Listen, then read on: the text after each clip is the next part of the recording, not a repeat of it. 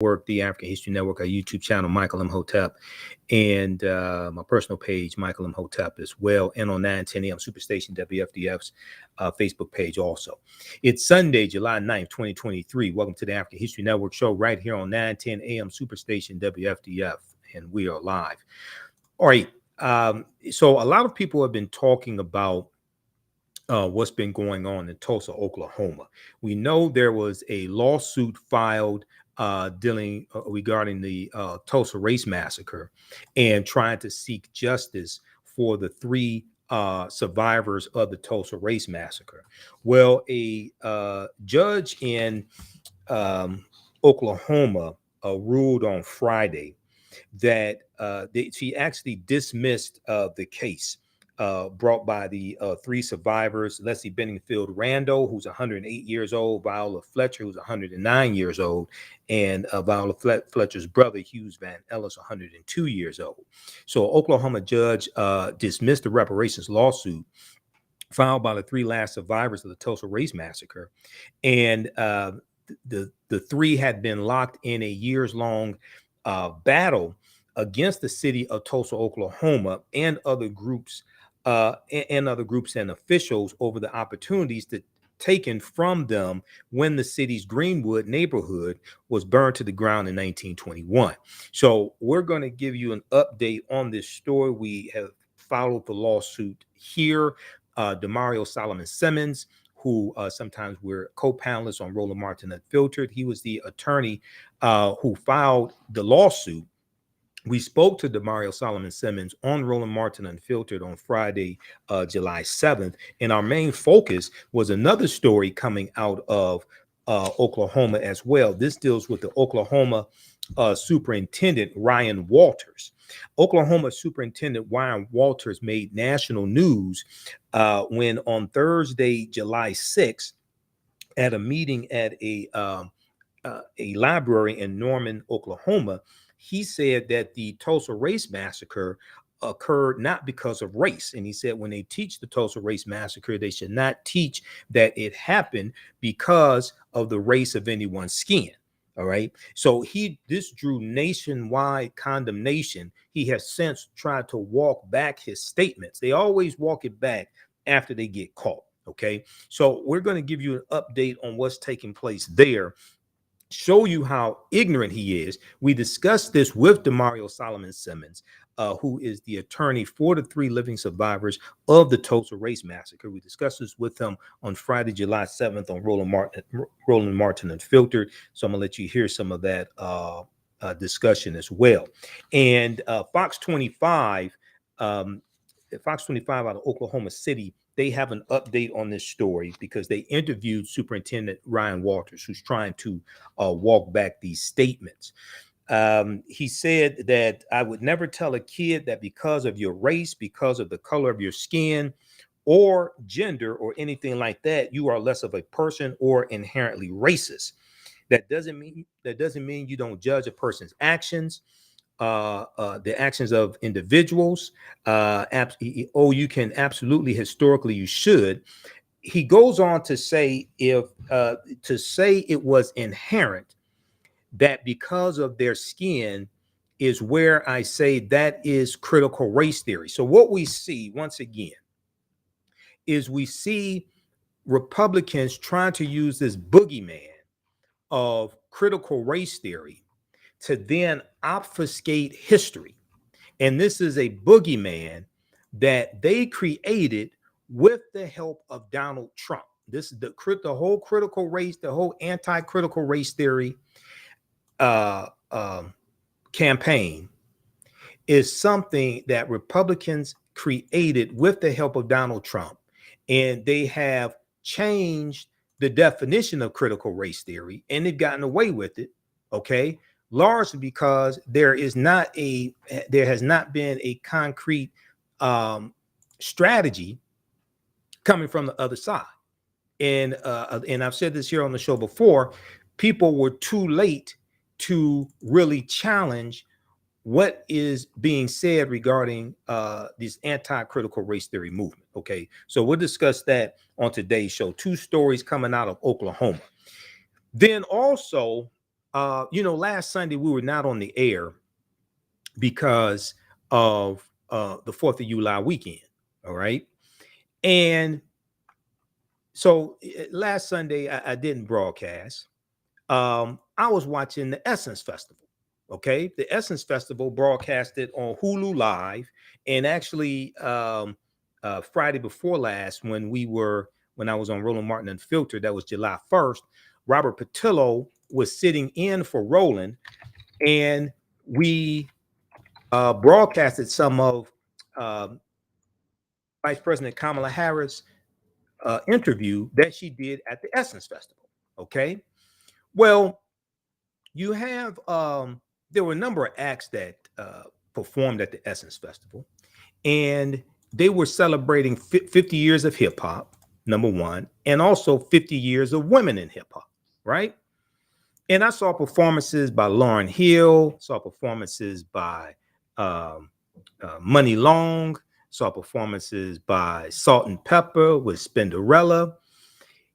But it turned from an Essence Festival into a Ratchet Festival late Sunday, early Monday morning, when Megan Thee Stallion took the stage. Megan Thee Stallion was the last performance. And it was horrific. Let me put it to you mildly. Okay. So a lot of people have been commenting on social media because India.Arie, we all know India.Arie, brown skin and video. India.Arie has been a professional artist 25 years. India.Arie commented about the sexually charged or sexual performances by both Janelle Monáe, and I saw Janelle Monáe's performance, as well as as well as Megan Thee Stallion's performance. Now, compared to Megan Thee Stallion, Janelle Monáe's performance was very, very tame. Yeah, there was a little cursing in it. The big thing that India.Arie was criticizing when it came to Janelle Monáe is Janelle Monáe exposed her breast. She had a pasty covering up her song. One of her songs, she talks about get off my areola or something like that. So she exposed her breast. All right. Now, I saw that performance. Unfortunately, I saw a lot of Megan Thee Stallion's performance also. And I commented about this on our Facebook fan page, the African History Network. But then after India.Arie criticized the two performances, I had to say something about this. So I did it was almost a 1 hour, 30-minute video dealing with this. And it's on our Facebook fan page, the African History Network. You can check that out. Okay. We'll talk about a little bit on today's show because I have other topics to get to. But the videos on our fan page, the African History Network, and my YouTube channel, Michael Imhotep. India.Arie criticizes Megan Thee Stallion and Janelle Monáe for sexual Essence Fest performances. I saw on Roland Martin Unfiltered, they discussed this. I don't think any of the three panelists had actually saw Megan Thee Stallion's performance. Now, Roland was at Essence Festival. He saw it. I saw it also. And we need to have a real serious conversation. Some people mislabel this as respectability politics. No, this is not respectability politics. This is about self-respect. And this is understanding a war is being waged against African Americans. And one of the ways you wage the war is through media and the messages that are fed to them through media, especially to their children. Okay, so we're going to talk about this a little bit on today's show. And then the California Reparations Task Force issues its final report with over 100 recommendations. It's a 1,000-page report. Camila Moore, who's the chairwoman of the Reparations Task Force, was on Jonathan Capehart's show this weekend, MSNBC. We have a clip of that. We'll give you some information because 2 weeks ago when they released the report, we didn't have a chance to talk about it on today's show. And then we got the verdict with affirmative action in college admissions. Well, civil rights complaints now target Harvard's legacy admissions preference. So we'll give you an update on that as well. Listen to the African History Network show right here on 910 AM Superstation, WFDF. I'm Michael Imhotep. We'll be back in a few minutes. Stand by.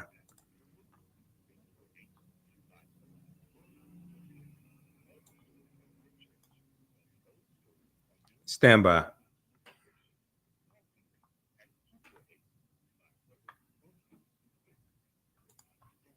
All right, we'll be back from break in 4 minutes, everybody.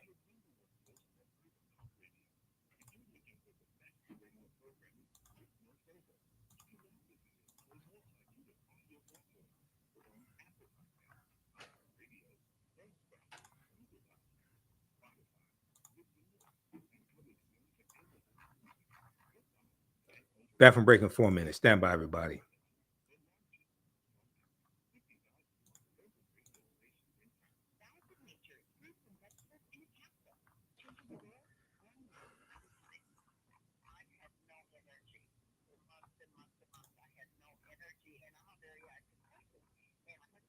How's everybody doing? Give us a thumbs up, give us a heart, give us a like on this broadcast. Okay, Willie, Kenya, Jackson. Okay, back from break in 3 minutes.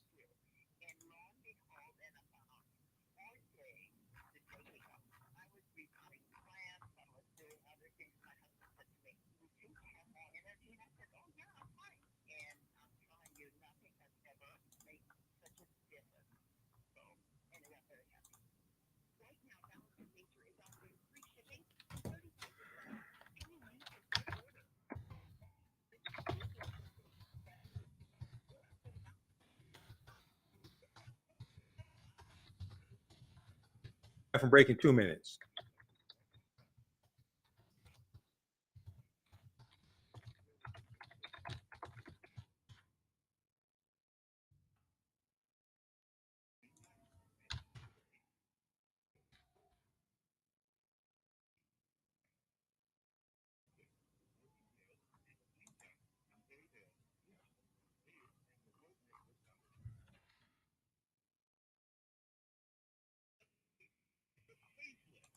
Back from break in 1 minute.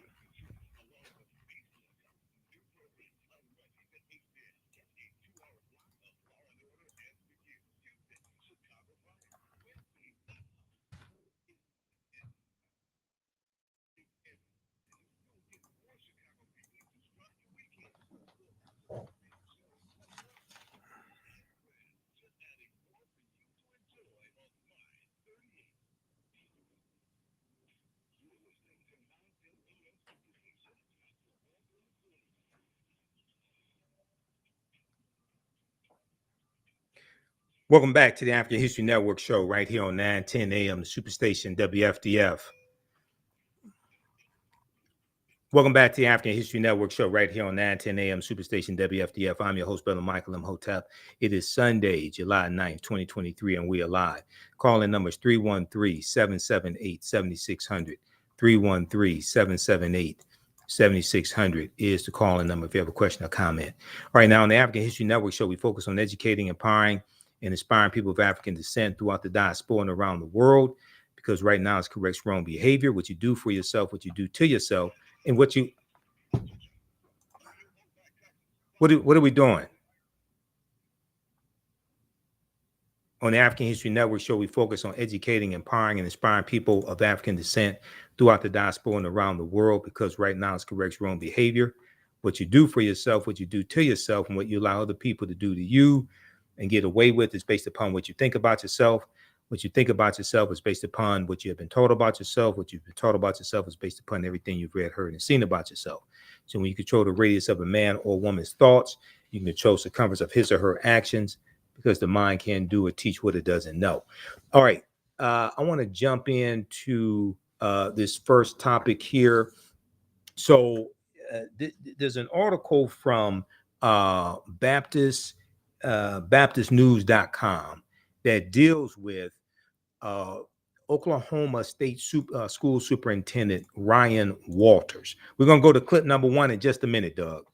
Oklahoma Superintendent of Schools says Tulsa Race Massacre wasn't due to color of anyone's skin. Now, Ryan Walters has gotten himself into a lot of hot water in the past couple of weeks.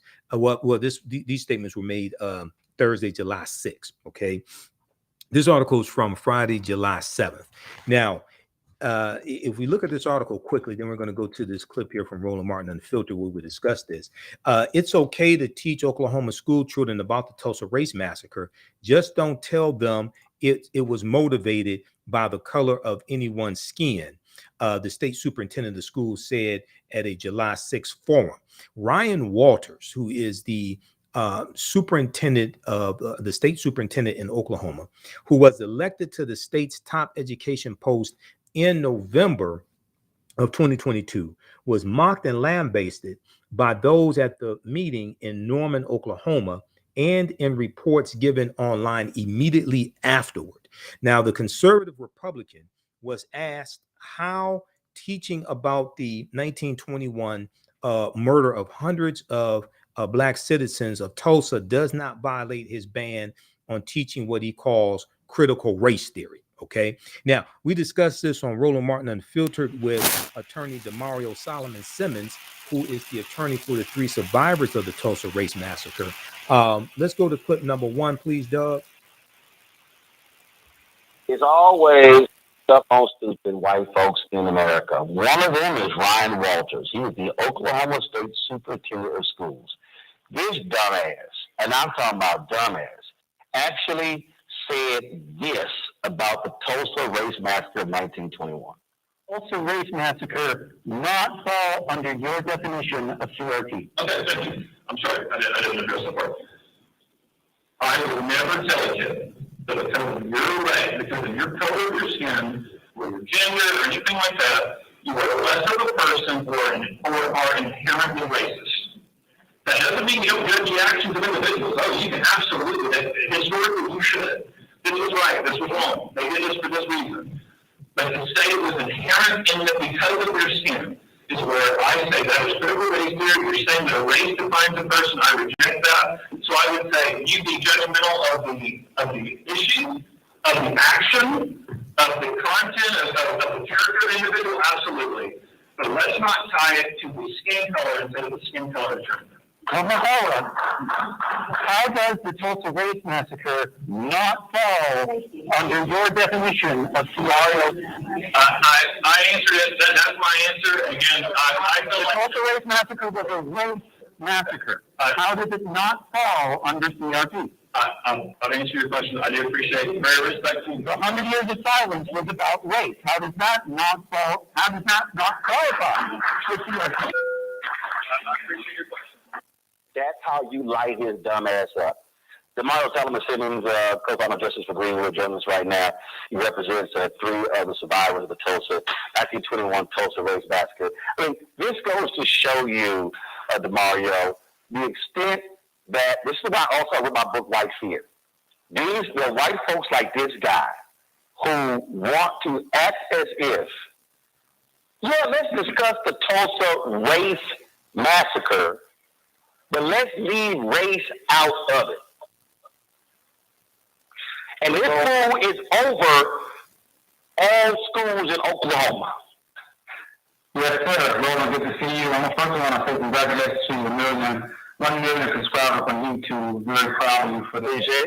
And Roland, listen, you're right. This guy he's the Oklahoma Secretary of Education, the superintendent for all schools. And people like Ryan Walters, this is what he said.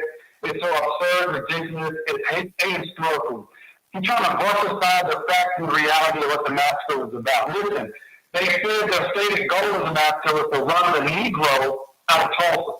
When they bombed and burnt down 30 square blocks, as this picture shows right here, it was for all of the black, the 10,000 to 12,000 black people that lived in Greenwood. After the massacre, listen, look at the postcard. Why doesn't he go out of Tulsa? I'm not making it. And then in the newspapers days after, then the city of Tulsa government and the Tulsa County government, they said we want to make sure that we police these Negroes more aggressively, so quote-unquote nigger towns will not rise up again. These are things that these people said at a particular time. And this is why it's so important to us. Yeah, Doug, check your text message.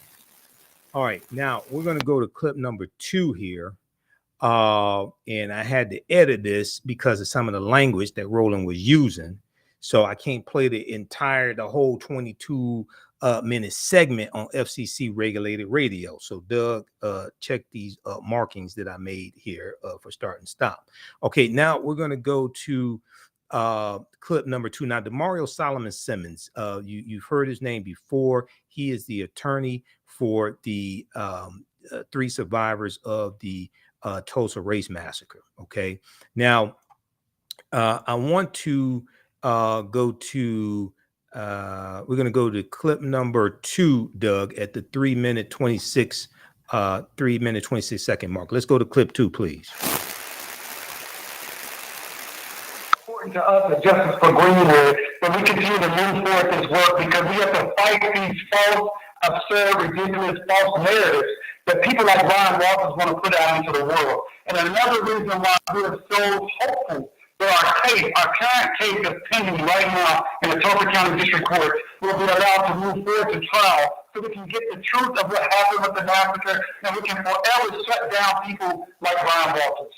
So this sort of reminds me of the white folks in Virginia who did not want to deal with when the law was passed that the governor had to, when they kept folks with felony convictions from voting. And literally, the law was passed, and the lawmakers said on the floor, this is to keep the darkies from voting. I have actually been a customer of BetterHelp for a little over 2 years now, and I was able to get. Stop right there. We got an ad that we had to get past. Let me know when we get past the ad. You listen to the African History Network show right here on 910 AM Superstation WFDF. So this is a segment from Roland Martin Unfiltered when I was on Friday, July 7th. And we're dealing with the Tulsa Race Massacre, what's going on in Oklahoma.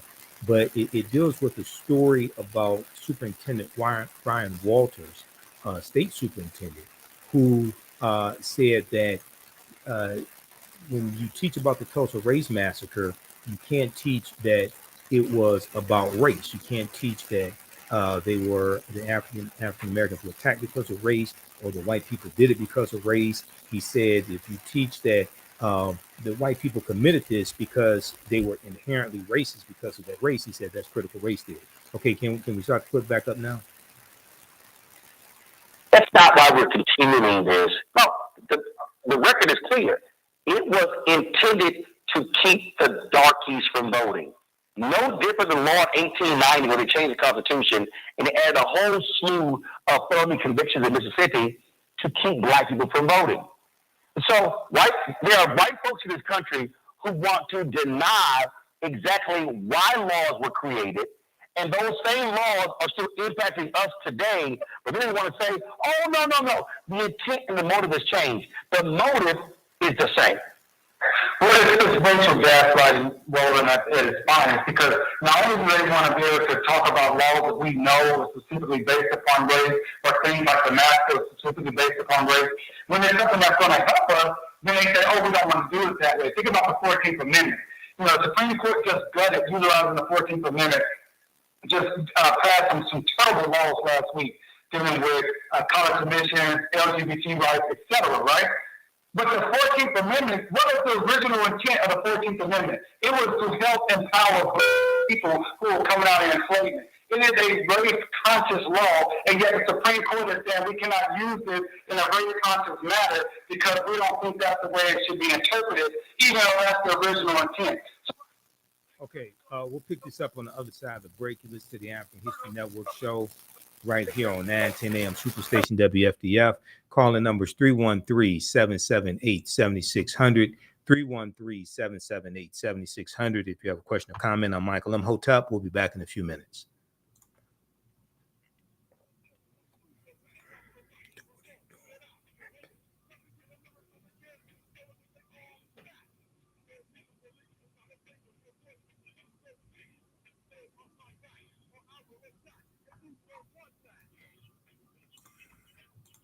Back from break in 4 minutes.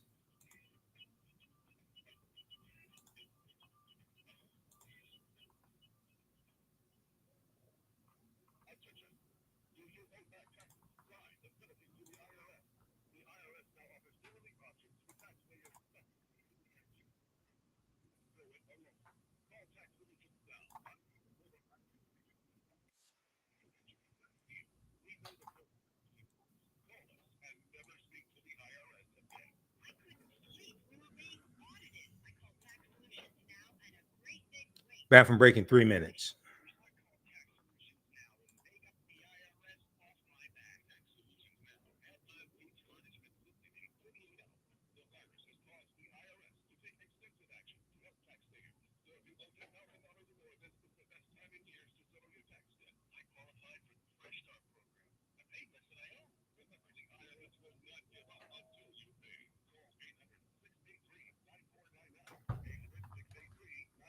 How's everybody doing? Give us a thumbs up, give us a heart, give us a like on this broadcast.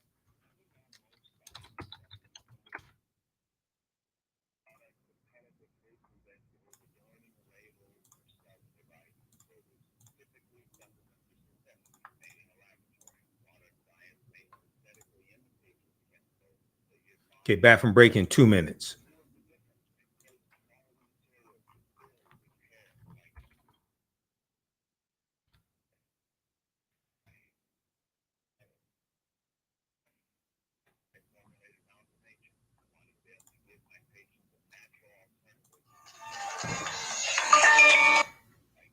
Hello.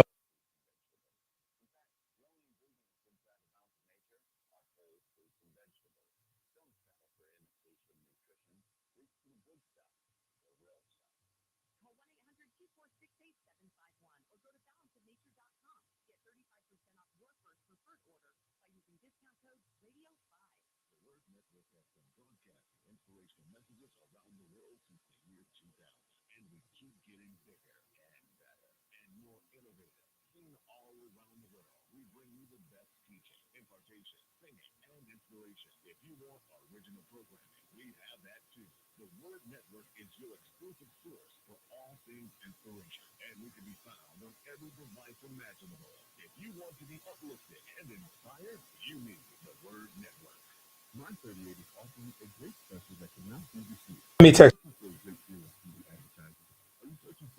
Oh, thanks. Okay, bye.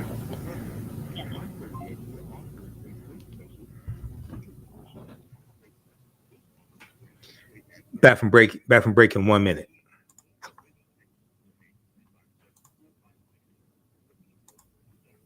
Bathroom break in 1 minute.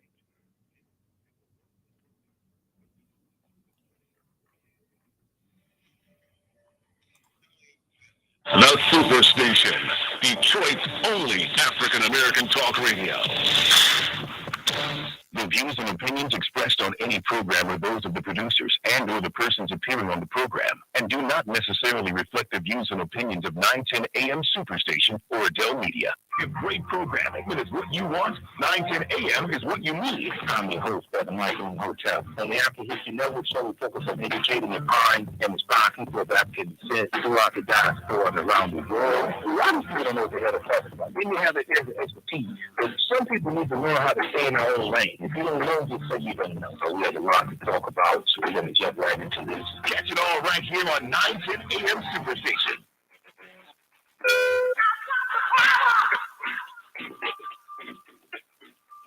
Welcome back to the African History Network show right here on 910 AM Superstation WFDF. All right, be sure to register for my 12-week online history class, Ancient Kemet, the Moors, and the Maafa, Understanding the Transatlantic Slave Trade, with a didn't teach in school. We had class number 2 on Saturday, July 8th. We had a fantastic class number 2. We did 2 hours. First class we did 2.5 hours. So if you missed the class, not a problem. You can register for it right now at our website, TheAHNShow.com, TheAHNShow.com. Okay, you can register for the 12-week online course, and we deal with thousands of years of history and what leads to the transatlantic slave trade taking place. Then we go through and analyze the transatlantic slave trade. To visit our website, scroll down, you see the information for our radio show. You see our Cash App, PayPal information also. And this 12-week online course is very visual. Our next class is Saturday, July 15th. Saturday, July 15th, 2 p.m. to 4 p.m. Eastern Standard Time. It's on sale, $80. Register right now for it. You can start watching content immediately. And we do the sessions live. All the sessions are archived and recorded. You can go back and watch it anytime. So a year from now, 2 years from now, you can watch the entire course. The content is PG-13, so you can use this with your children as well. Okay. I want to go back to our lead story. This deals with what's going on. We have two stories coming out of Tulsa, Oklahoma. And this first story deals with the Oklahoma State Superintendent of Schools, Ryan Walters. BaptistNews.com has this article. Oklahoma Superintendent of Schools says Tulsa Race Massacre wasn't due to color of anyone's skin. He has since tried to walk back those statements in an interview that Fox 25 out of Oklahoma City did with him. And Fox 25 has this article, State Superintendent Ryan Winters defends comments on Tulsa Race Massacre, claims words taken out of context. Now, this article was published Friday, July 7th, 2023, 8:39 p.m. Eastern Standard Time. They always claim their words are taken out of context when they get caught. Notice, usually they don't just correct themselves without anybody correcting them. You know, it's always when there's backlash, and then they say, "Oh, that was taken out of context." Okay, so what is the proper context? All right. Now, we discussed this on Roland Martin Unfiltered Friday, July 7th, 2023. We spoke with Demario Solomon Simmons, who is the attorney for the last three living survivors of the Tulsa Race Massacre. Let's go back to this clip, please, Doug. Those racial gaslighting, we deal with it each and every day all across this country and double time here in Oklahoma. The good news is that people like Ryan Walters, people like Donald Trump and others who are making it very plain to our people that this is a war that we're in. We're in the war for our freedom, our liberty, and our very lives. And we must organize. That's why I tell everyone that's looking at this right now, work with us at Justice for Greenwood, send us a donation, get on our newsletter, connect with us, and organize to fight against this, because the other side is very organized, they're very motivated, and they have a very clear path for where they want to go. When they say make America great again, that means putting us in chains again, that's putting us back on plantations again, and that is taking away all our rights again. Hey, you know, this time of year, we all right, another ad, so we got to stop it for the ad. We're going to... You know, and when you talk about fighting the monarch, let's also be clear. These same white folks, for nearly 100 years, wanted no mention of the Tulsa Race Massacre in any book in the state of Oklahoma. That also was delivered by white folks. Delivered specifically in the continuing harm is because of race-based. It's all about racism. It's all about power. They want to continue to subjugate our ability to be free, independent, wealthy, healthy individuals and communities in this nation. And the Tulsa Race Massacre and Greenwood and Black Wall Street was the greatest example of black wealth, black excellence, black education, black health, and they destroyed that specifically, and they wanted to keep that story hidden from the history books because they don't want us to take our lessons and our cues, our inspiration from Greenwood. But the deal is this, Roland, that Justice for Greenwood and people like you, we're still fighting, we're still organizing, and we're meeting this threat head on. We said to Ryan Walters, I put out a statement today here in Oklahoma, and I'm standing on your airways. Ryan Walters, we will continue to talk about the massacre. We will continue to fight for reparations for the massacre. We will continue to fight for truth, justice, and equity for our freedom and survival and all of the descendants throughout this entire country. There's nothing that Ryan Walters can say that will stop us from fighting until we get the justice and reparations that we absolutely deserve. And what also is weird, we need more white folks like the one who was questioning him doing that, where not the black folks having to do all the work. That's true allyship. You know, that white person who showed up, that was a Republican, Cleveland County Republican meeting. So that meant someone had to go out of their way, go to that meeting, which was in a library in Norman, Oklahoma, sit on the front row, and specifically say, I'm going to challenge you. I'm going to challenge you firsthand, right on me. And I'm going to say that's not an easy thing to do here in Oklahoma, because Oklahoma is a right-wing, deep red, Republican MAGA state. So we need those type of allies that will stand forward and be out on the front line and provide us the necessary power that they bring us with their white bodies. If a black person was maybe making those same questions at that location in Norman, Oklahoma, the police probably would have been called, no doubt.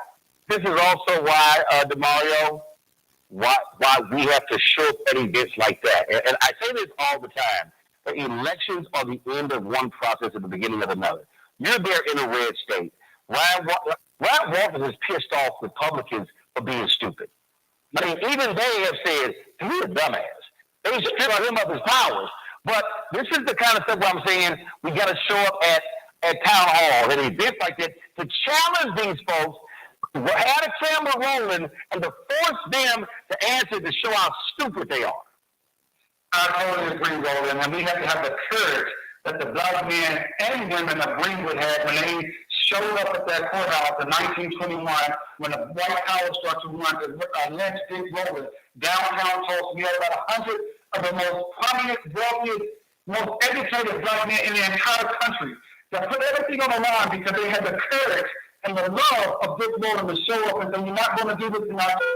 And that's what it takes. You have to sacrifice sometimes your time. You got to sacrifice your comfort to go show up and be strong in the face of adversity. That's what the legacy of Greenwood is about. It's not just about the massacre and the destruction, but it is a legacy of power. It's a legacy of education. It's a legacy of wealth. It's a legacy of showing up for one another. And that's what we have to do in this moment as a community throughout this nation. We have to show up for one another. We have to organize together. We have to get money, put our together, and fight these people as hard and as fast and as powerful as we possibly can. Okay, pause it right there. Pause it right there. Pause it right there. Okay, now, Doug, we're going to go to clip number 3 here. So that was Attorney Demario Solomon Simmons, who is the attorney for the last 3 survivors of the Tulsa Race Massacre. So the comments from Oklahoma State Superintendent Ryan Winters were stupid. And he is trying to walk those comments back. All right. Now, Roland went to his panel after he spoke with Demario. He went to Kelly. He went to Matt. Then he came to me. Since we're coming up on a break, I don't want to interrupt myself. So I'll let you hear what I had to say after the break. Okay. Now, the part I want to go to here in this article from BaptistNews.com, if we look at this here, there was a University of Oklahoma social scientist, Samuel Perry, who was there, and he was there at that meeting at the library. And here's what he said here in the article. Okay, University of Oklahoma social scientist Samuel Perry tweeted in response to a report of what Walters said of the race massacre. He said, quote, my wife, a teacher, and I attended this event tonight. This was the meeting that took place at the library Thursday, July 6th. This was the tip of the iceberg of idiocy, Walters spewed, the superintendent of the schools in Oklahoma, Ryan Winters. Driving home, we felt so angry and embarrassed. We live in a state where people elected this ignorant and incompetent clown. Okay. Driving home, we felt so angry and embarrassed. We live in a state where people elected this ignorant and incompetent clown. Now, from my understanding, Ryan Winters was named to the top education poll by another idiot named Governor Kevin Stitt, who is the governor there in Oklahoma. He first was named to the top education post by Governor Kevin Stitt, who's a Republican, after the well-respected Secretary Joy Hoffmeister resigned to run unsuccessfully against Kevin Stitt in the governor's race. When we come back from the break, you're going to hear my response on Roland Martin Unfiltered. You listen to the African History Network show. I'm Michael Imhotep. We'll be back in a few minutes.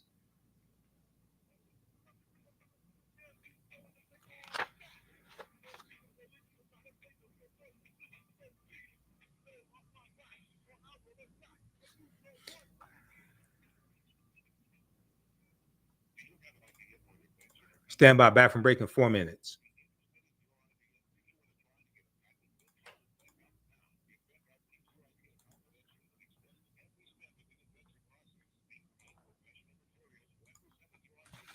How's everybody doing? Give us a thumbs up, give us a heart, give us a like on this broadcast.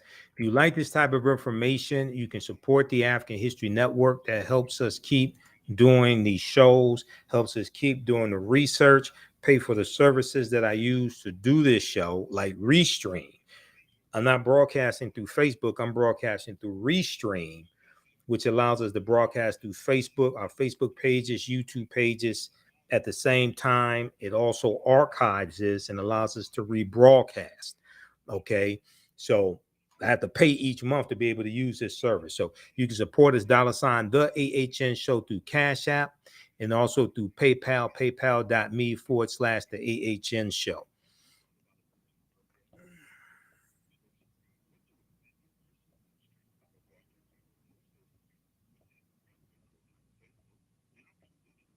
All right. We'll be back from break in 3 minutes.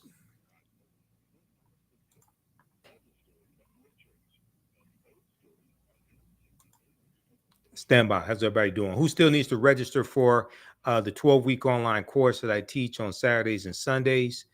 Ancient Kemet, one of the original names for Egypt, Ancient Kemet, the Moors, and the Maafa, understanding the transatlantic slave trade, what they didn't teach you in school.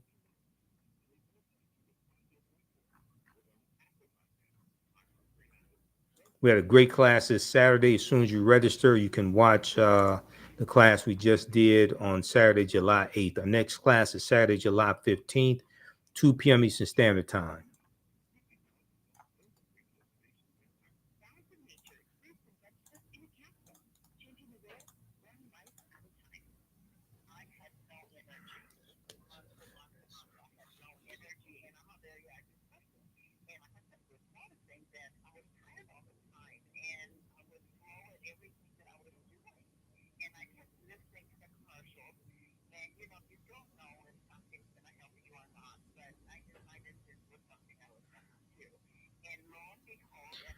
Back from break in 2 minutes.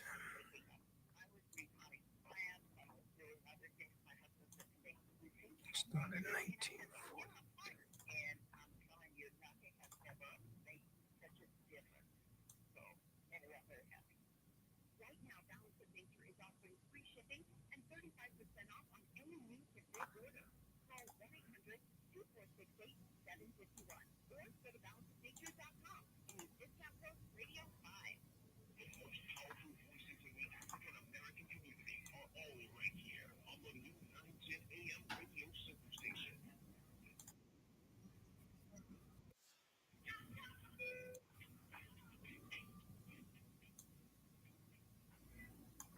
Welcome back to the African History Network show right here on 910 AM Superstation WFDF. Hey, if you like this type of information, you can support the African History Network, $TheAHNShow through Cash App, $TheAHNShow through Cash App, also through PayPal, paypal.me /TheAHNShow. So let's keep doing the research, stay on the air, keep broadcasting, pay some of the bills, etc.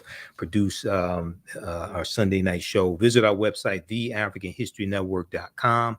TheAfricanHistoryNetwork.com. We have the information there on the homepage.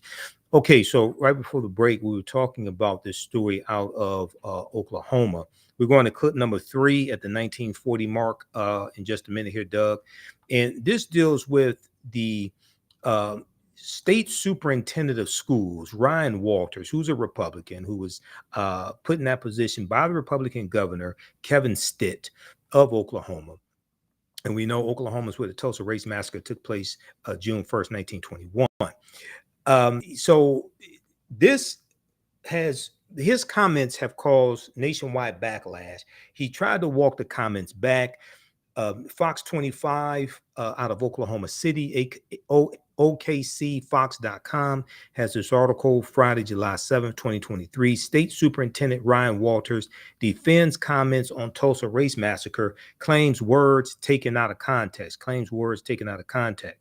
Oklahoma State Superintendent Ryan Winters makes national news for his comment on the Tulsa Race Massacre. He even caught the attention of satirical media company The Onion as they made a parody article about what happened. Now, Fox 25 interviewed him for 15 minutes where he tried to walk back these comments And he said that, let me go down here to his little pitiful answer here. He said, my first answer, I said it was evil. My first answer was, I said it was evil. I said it was evil. All kinds of, all of our kids need to know it, and they need to judge the actions of those people. Now, Fox 25 showed Ryan Walters the full clip of what he said about the Tulsa Race Massacre at the Thursday, July 6th event at the library. And he said that in the clip, he said, quote, I would never tell a kid that because of your race, color of your skin, gender, or anything like that, you are less of a person or inherently racist, Ryan Walters said that night. That does not mean you don't judge the actions of individuals. Oh, you can absolutely. Historically, you should. This was right. This was wrong. Okay. They did this for this reason. But to say it was inherent because of their skin is where I say it is critical race theory. Okay, this is where he says it's critical race theory. You're saying that a race defines a person. I reject that. End quote. Now, according to Fox 25 crew who attended the event on July 6th, Ryan Walters never referred to the Tulsa Race Massacre as quote unquote evil that night. Okay.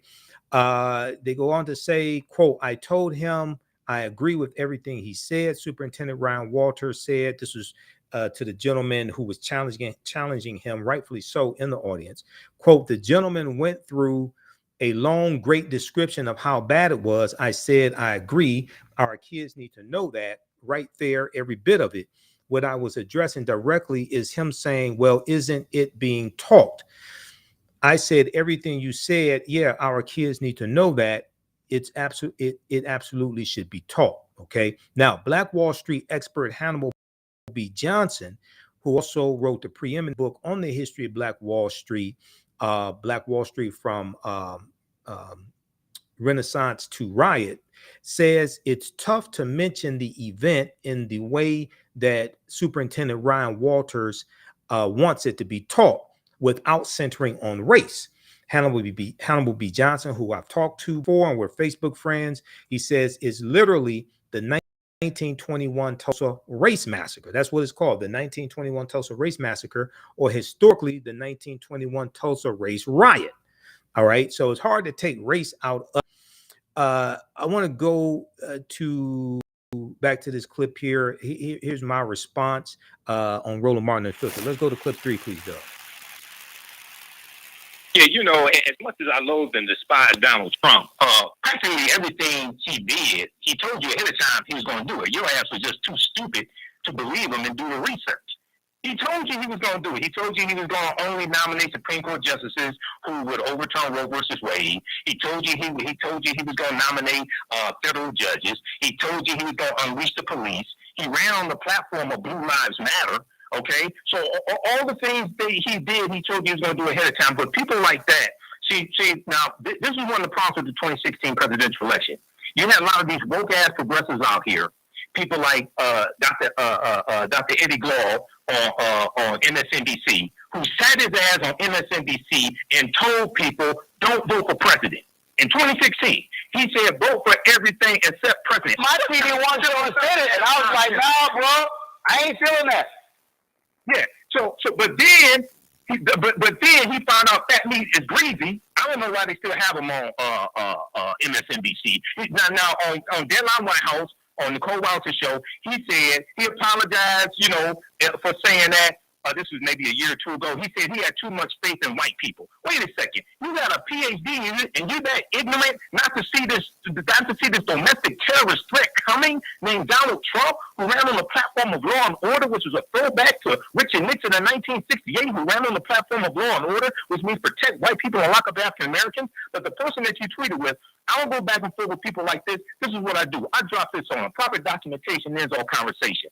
Read fact sheet. The Biden-Harris administration advances equity and opportunity for Black Americans and communities across the country. That's at whitehouse.gov. It's about 36 pages. It breaks down how the policies of the Biden-Harris administration are helping and benefiting the African-American community. Now, you compare that to what Republicans are doing. You compare that to what independents are proposing. This is stuff that's actually happening or they are working on. So we have to understand you're not going to find perfect candidates, just like you don't have perfect constituents. And this is one of the problems with a lot of these people who are so idealistic, don't understand history, never read the U.S. Constitution, and sit up here, they can't find somebody that's perfect, then they're not going to vote. One of the most important things I learned from the 2016 presidential is how much BS white people will take to achieve their goal. For many people who voted for Trump, he wasn't their first, second, third, fourth, or fifth candidate. Okay, he wasn't their first, second, third, fourth, or fifth choice. But they said this is about the Supreme Court. They said this is about controlling the federal bench. They said this is about overturning Roe versus Wade. They saw him as a means to an end. Okay, they were willing to hold their nose and use him as a tool to accomplish what they wanted. We have to do the same thing. I mean, the Democrats and the Republicans are sure as hell ain't stupid. We need to understand how to use politicians and the Democratic Party as a tool to accomplish what we want, and that has to be by mastering history, economics, law, and politics. All right. So, hey, Doug, I like the Imhotep guy. We have to get him on the show next week. All right. So we'll continue this on the other side of the break, and then we'll let you know what happened with the lawsuit on behalf of the 3 survivors as well, because it didn't go the way that we wanted to go Friday in Oklahoma. All right. You listen to the African History Network show. I'm Michael Imhotep. We'll be back in a few minutes.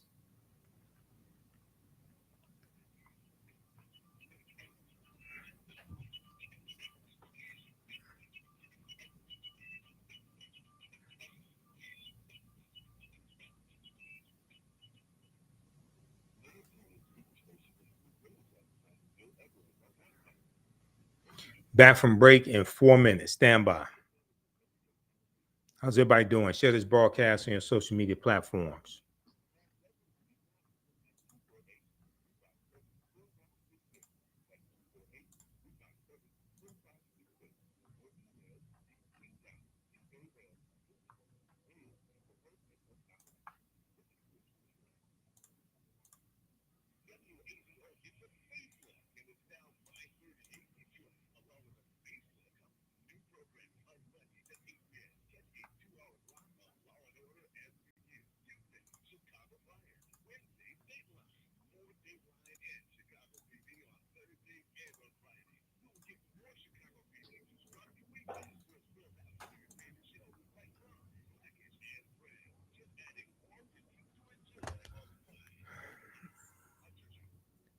Back from break in 3 minutes.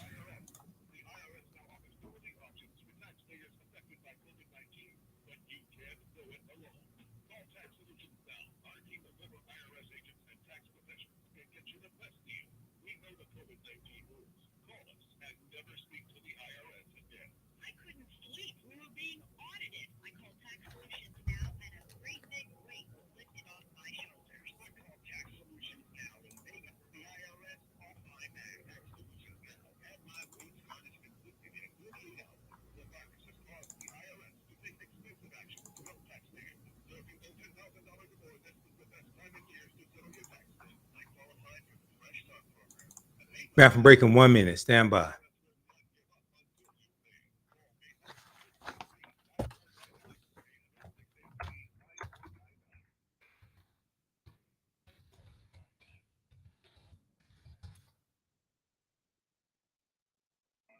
How's everybody doing? Give us a thumbs up, give us a heart, give us a like on this broadcast.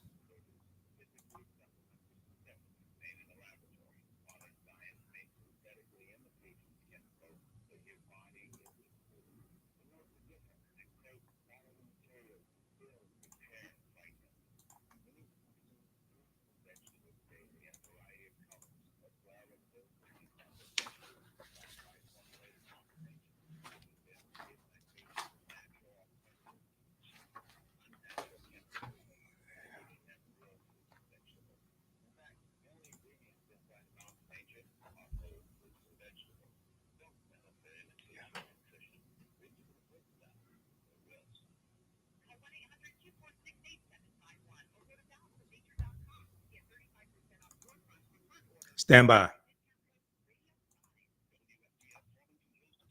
910 AM Superstation, a division of Adele Media. If great programming is what you want, 910 AM is what you need. I'm your host, Brother Michael Imhotep. On the African History Network show, we focus on educating, empowering, and inspiring people of African descent throughout the diaspora and around the world. A lot of people don't know what the hell they're talking about. Then you have the area of expertise. But some people need to learn how to stay in their own lane. If you don't know, just so you don't know. So we have a lot to talk about, so we're going to jump right into this. Catch it all right here on 910 AM Superstation. The views and opinions expressed on any program are those of the producers and or the persons appearing on the program and do not necessarily reflect the views and opinions of 910 AM Superstation or Adele Media.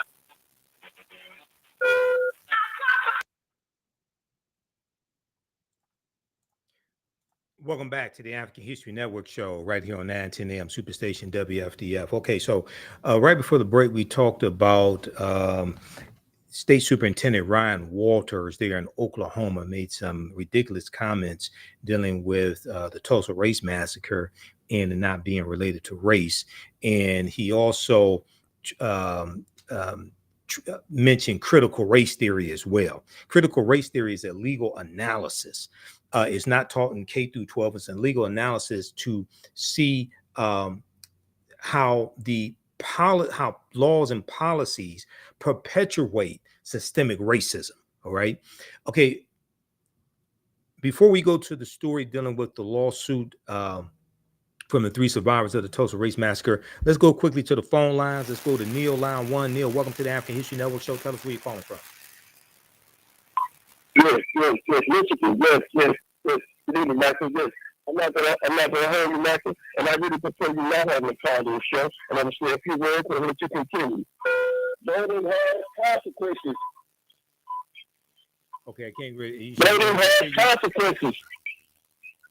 Elections have consequences. Absolutely. Yes, they do. Elections have consequences. Okay, is that it? Okay. All right. Thanks for calling. All right. I want to go to this next story here, and we're going to go to clip 4 here in just a minute, Doug. If we look at this article here from NBCnews.com, this deals with the lawsuit that was filed under the public nuisance, using the public nuisance law there in Oklahoma, there in Tulsa, Oklahoma, I should say. All right. Lawsuit seeking reparations for Tulsa Race Massacre is dismissed. An Oklahoma judge cited arguments by defendants, including the city, which said Black survivors of the 1921 riot failed to prove, quote unquote, individualized injury. So Demario Solomon Simmons, who you just heard on Roland Martin Unfiltered, he's the attorney who filed this lawsuit on behalf of the 3 survivors: Leslie Benningfield Randall, who's 108 years old, Viola Fletcher, who's 109 years old, and her brother Hughes Van Ellis, who's 102 years old. So a lawsuit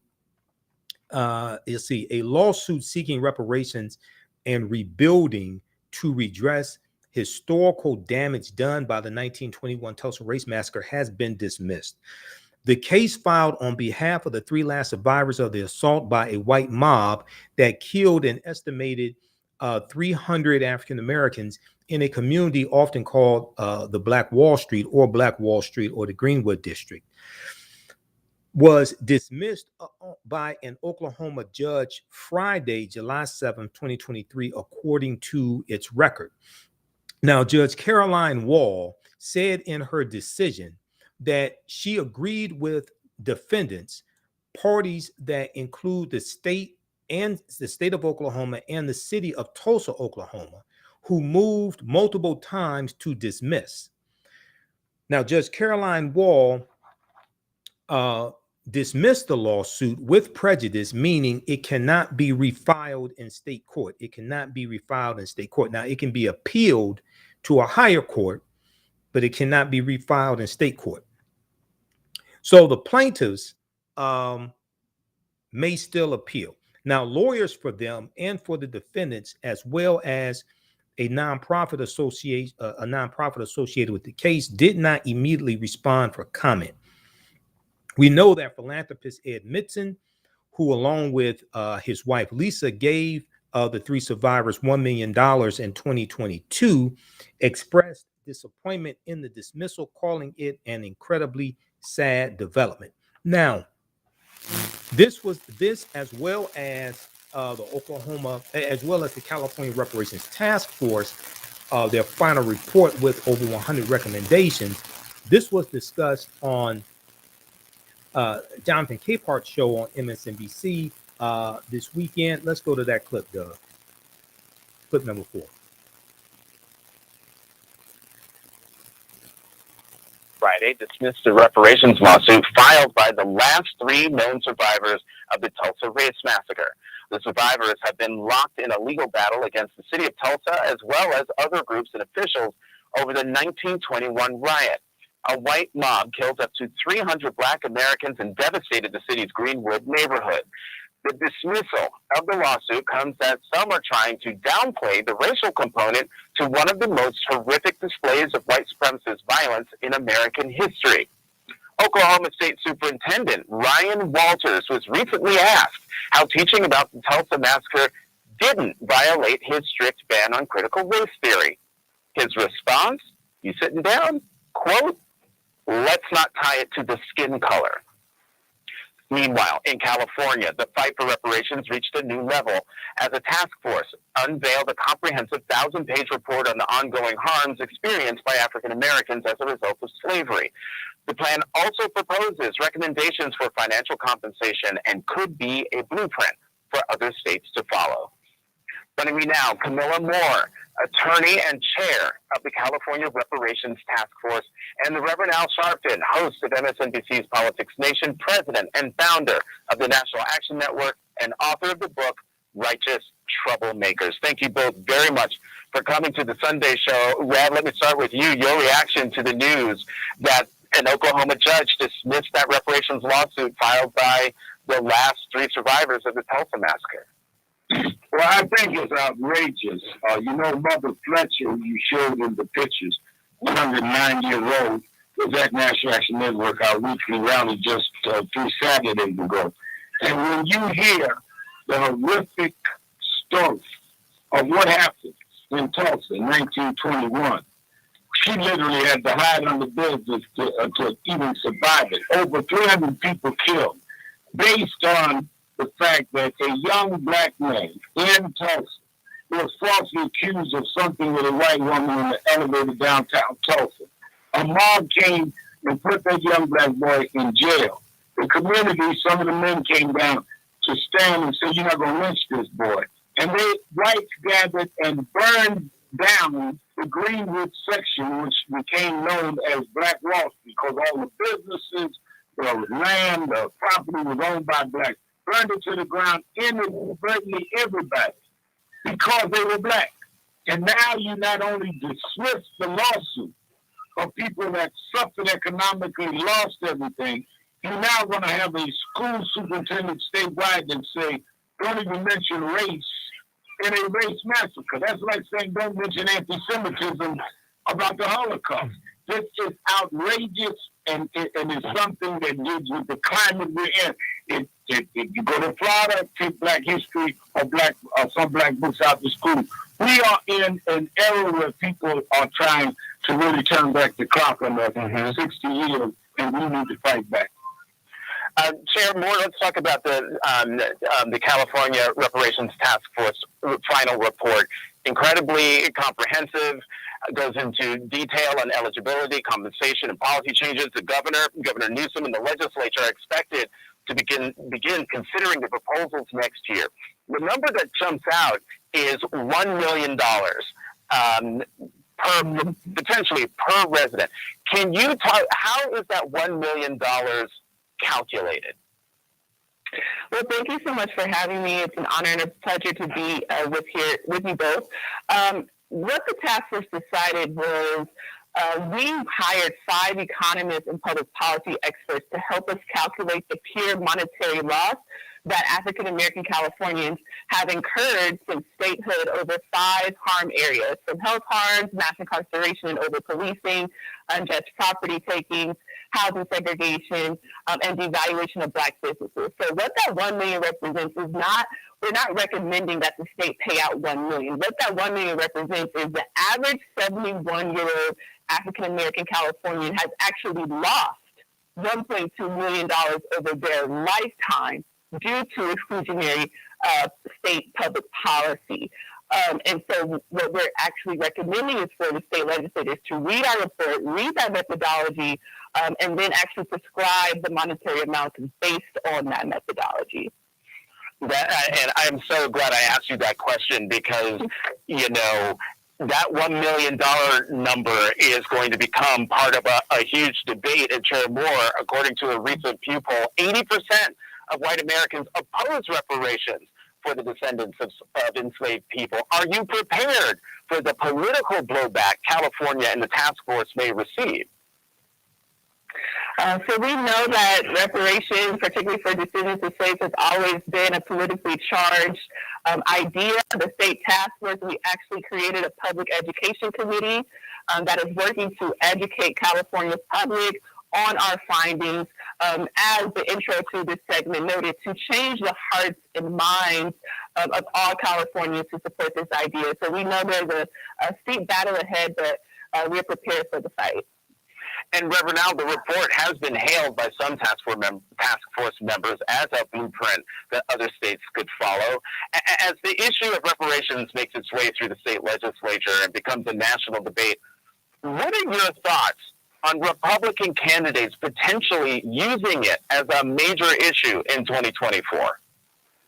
I think that, first of all, as you know, Jonathan, I've been an advocate for reparations for many years.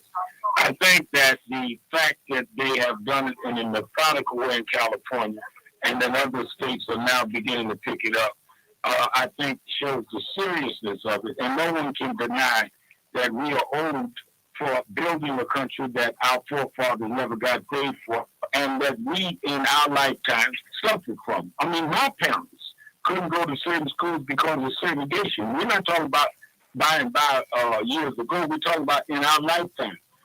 So I think that it is a clear moral and factual basis for it. Politically, I think you are right. Some Republicans will use it. And I think the answer is, well, let me get this right. You don't want affirmative action to correct what happened, which is a conservative remedy. You don't want to repair the damage you did, because you must remember, we're talking about government repairing what government did. We, by law, couldn't go to certain schools. By law, couldn't sit in front of a bus. By law, we're slaves.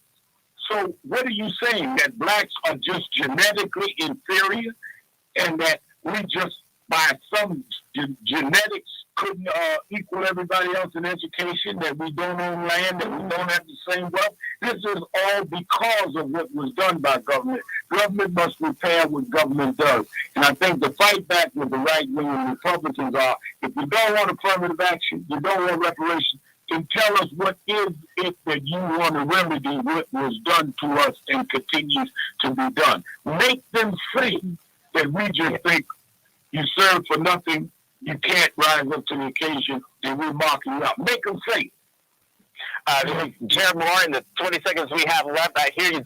And in the background, I'll give you the last word.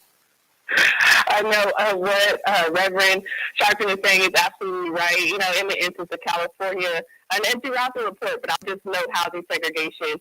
In our report, we define actually exclusionary public policy, like how federal, state, and local government created segregation through redlining, zoning ordinances, school and highway sitting decisions, and discriminatory federal mortgage policy.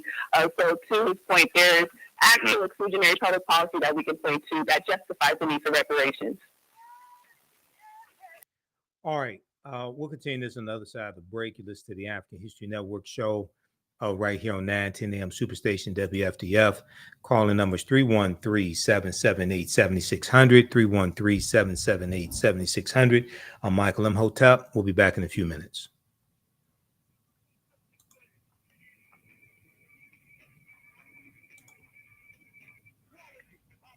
Stand by. Bathroom break in 4 minutes.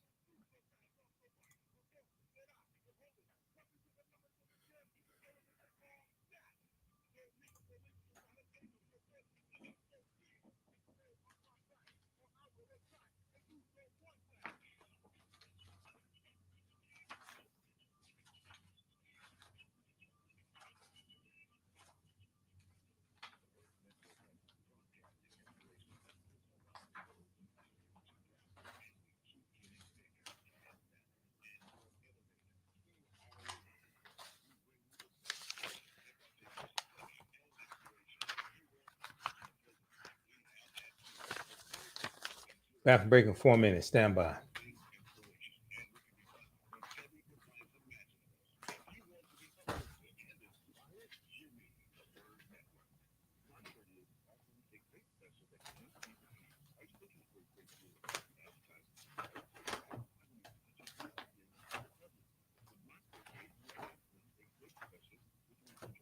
How's everybody doing? Share this broadcasting on social media platforms.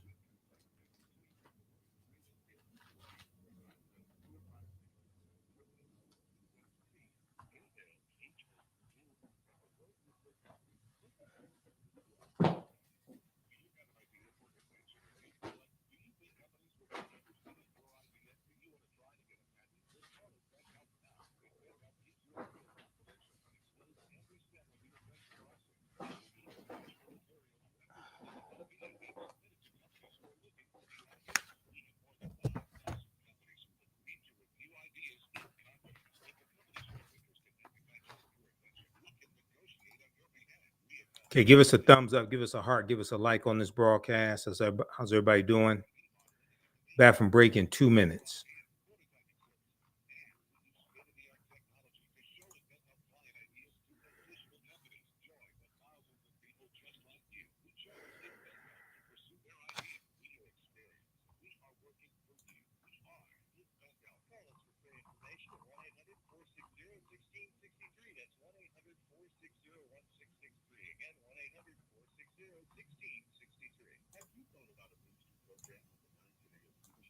Bathroom break in 1 minute.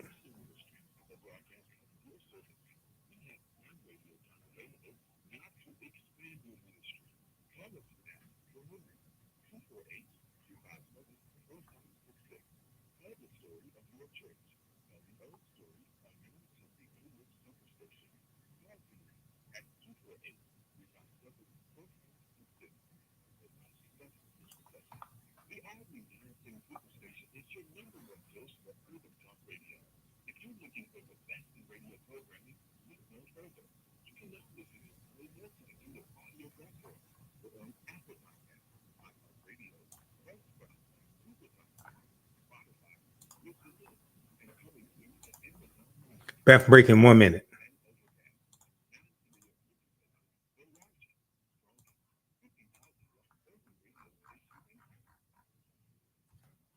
Time 10, the Superstation, the oldest radio station in town since 1922.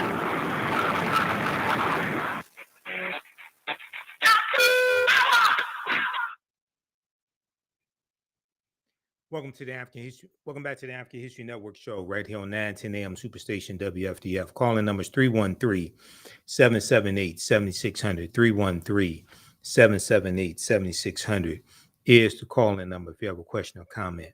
Okay, I want to go to let's go back to this article here from NBC News. Lawsuit seeking reparations for Tulsa Race Massacre is dismissed. This is from July 8th, 2023.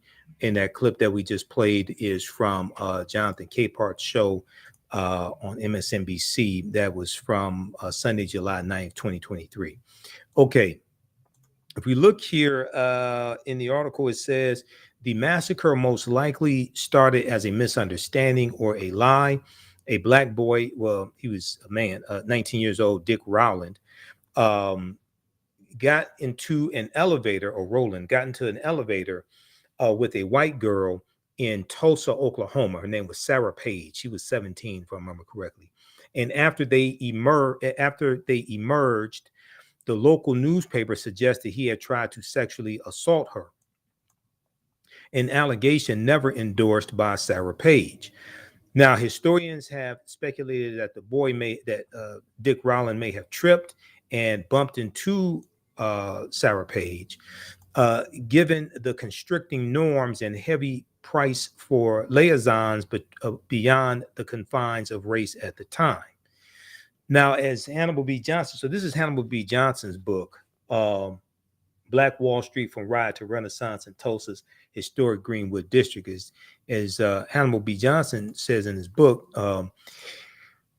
Dick Rowland's grandmother said that he was actually in a relationship with Sarah Page, and that they left when Dick Rowland got out of jail. They left Tulsa together. Okay, this is what Dick Rowland's grandmother says. All right, now that's a little known history fact. Okay, now the newspaper's editorial page called for a lynching, and the next day, town whites were on the march and rioting, burning down 1,200 homes, 60 businesses. I think it's more than 60 businesses, a hospital, a school, and a library in Greenwood District, according to Human Rights Watch.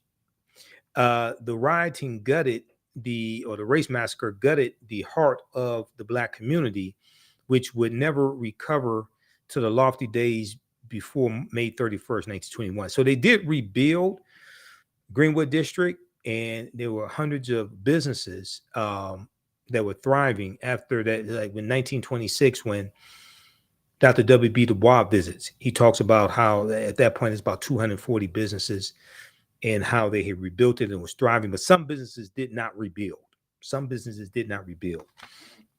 Okay, now the lawsuit called it one of the nation's worst acts of domestic terrorism. It argued that the plaintiffs, Leslie Benningfield Randall, who's the oldest survivor at 108, suffered personal losses. In Leslie Benningfield Randall's case, her grandmother's home was looted and destroyed.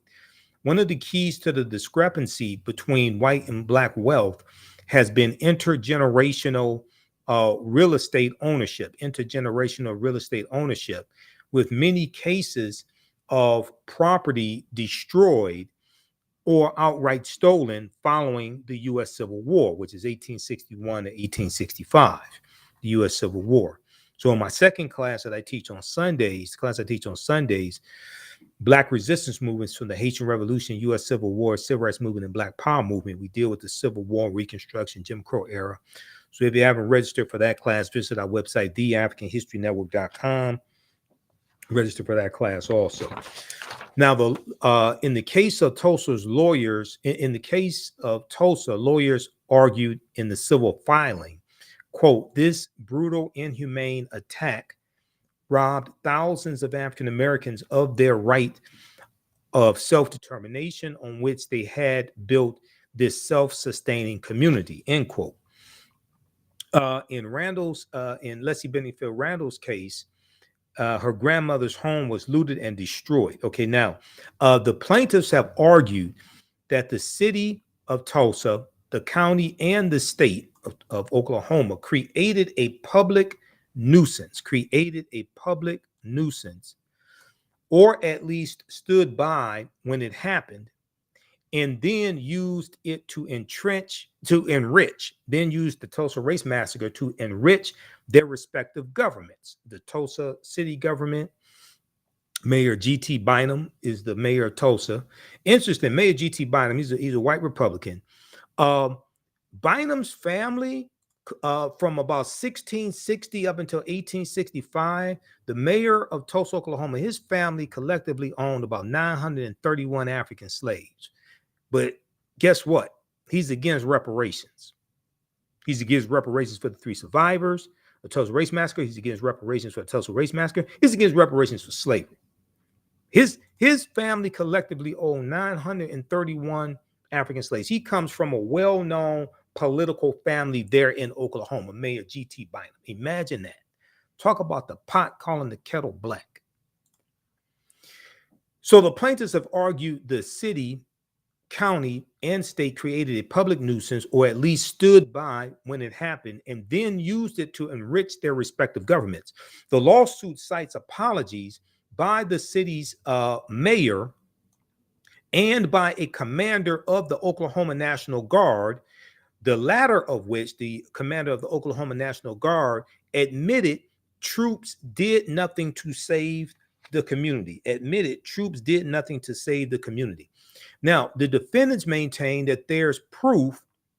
I'm sorry, the defendants, the city, the state, the county, the defendants maintain that there's no proof that the three plaintiffs suffered individualized injury. Individualized injury. Quote, tragically, many people lost their businesses, their homes, and their very lives in the massacre, end quote, they said in a filing in December.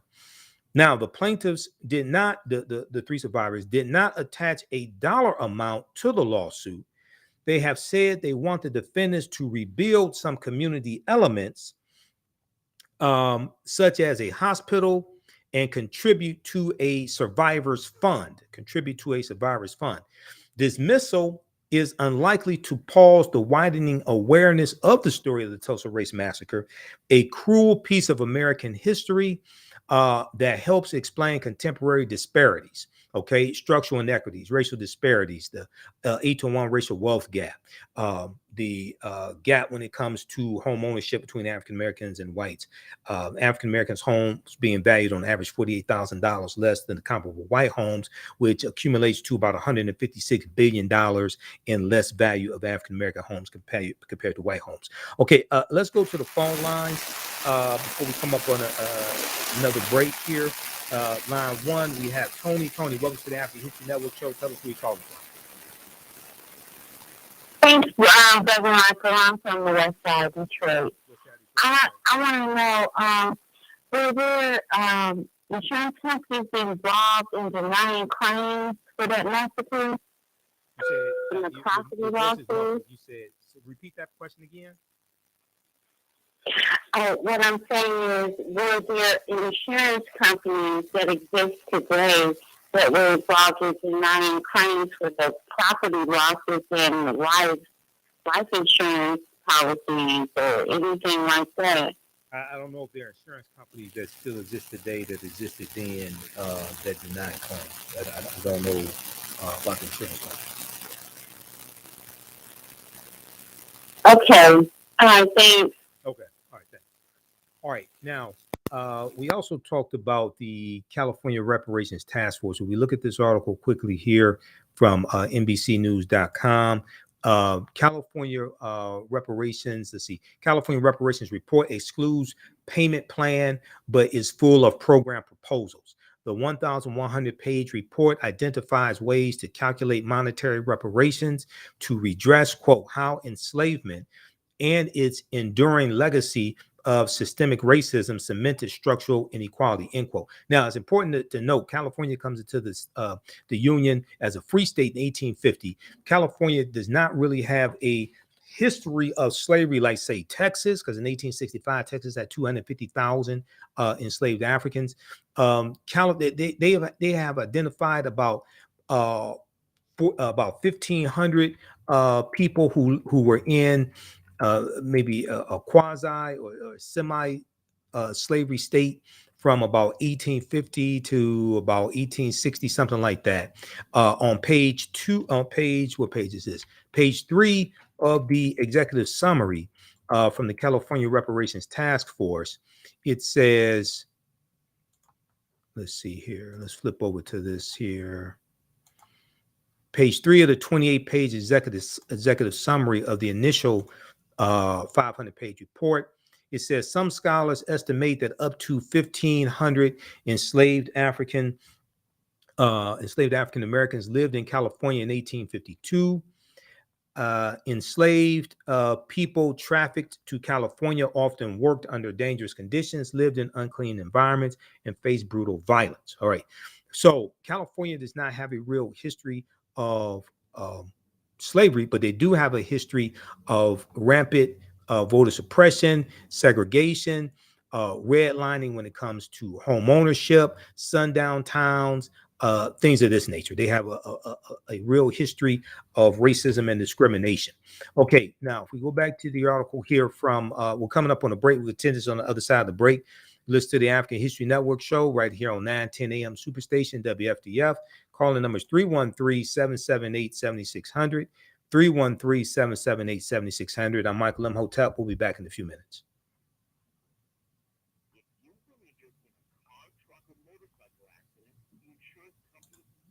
Stand by. Back from break in 4 minutes.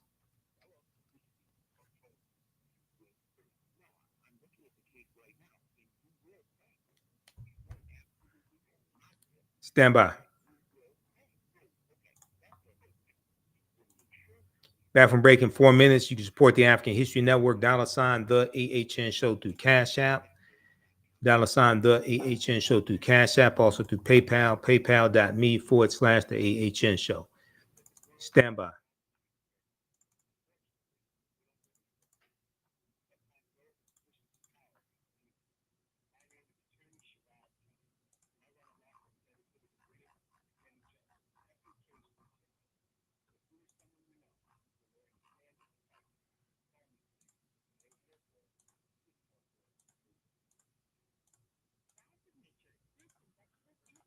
Back from break in 3 minutes.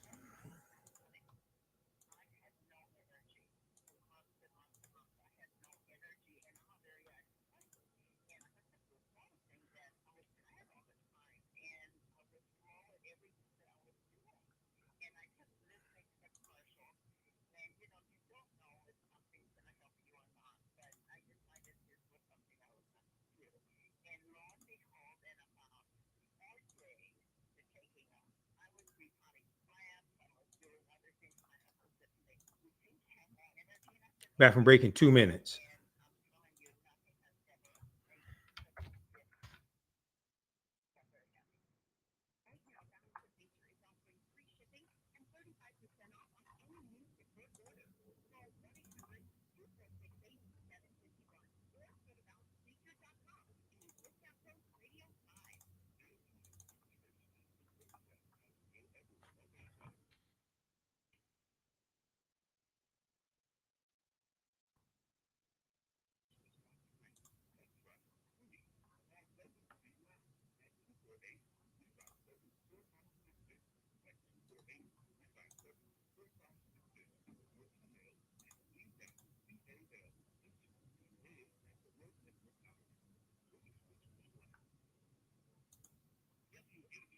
Back from break in 1 minute.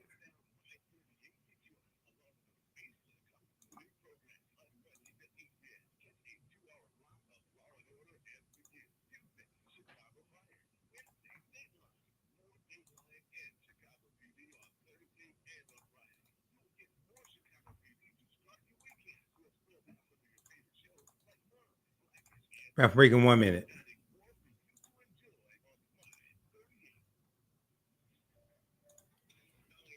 And the Superstation, Detroit's only African-American talk radio.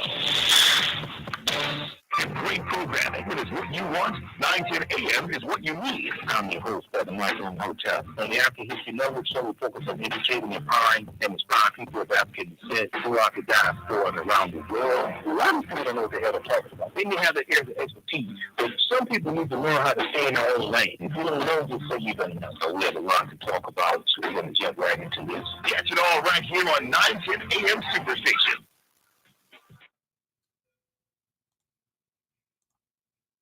Welcome back to the African History Network show. Okay, I want to go back to this article dealing with the California Reparations Task Force and their 1,001-page report with this over 100 recommendations. Okay, and the name of this article here from NBC News is California's Reparations Report excludes payment plan, but is full of program proposals. This is from June 29th, 2023.